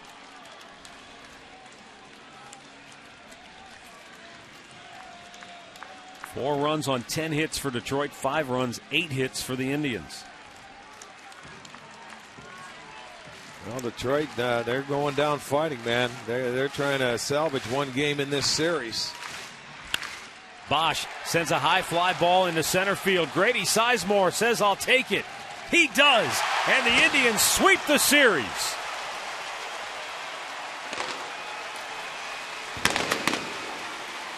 The Indians win their 13th straight game at home. How about an undefeated homestand, huh? The last time they won 13 in a row at home, you have to go back to 1996. What a homestand for these Indians, and they came from behind again to beat the Detroit Tigers twice here today. Yeah, that's exactly right, Matt. They came up, and after Detroit took a 3-2 lead, their offense was sputtering most of the game. They were able to do it as they are all high fives going around. Nicely done. They came back, a couple of big hits in the ball game. Well, it's time now for our KeyBank Play of the Game. Thanks for making KeyBank the #1 bank in Northeast Ohio. Well, Joaquin Benoit on the mound again. Michael Brantley going to go to left field, and there comes Duncan in to score the go-ahead run. They were able to add one more after that, and it's a good thing they did. Rayburn saved it, but Duncan comes in to score. So Michael Brantley had a great series.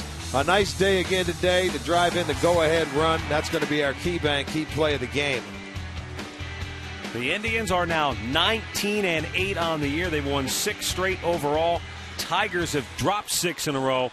And the Indians start May the same way they ended April, with another big win. Stick around. We've got more coming up, but right now we're going to send it back to the studios with Dave Chudowski.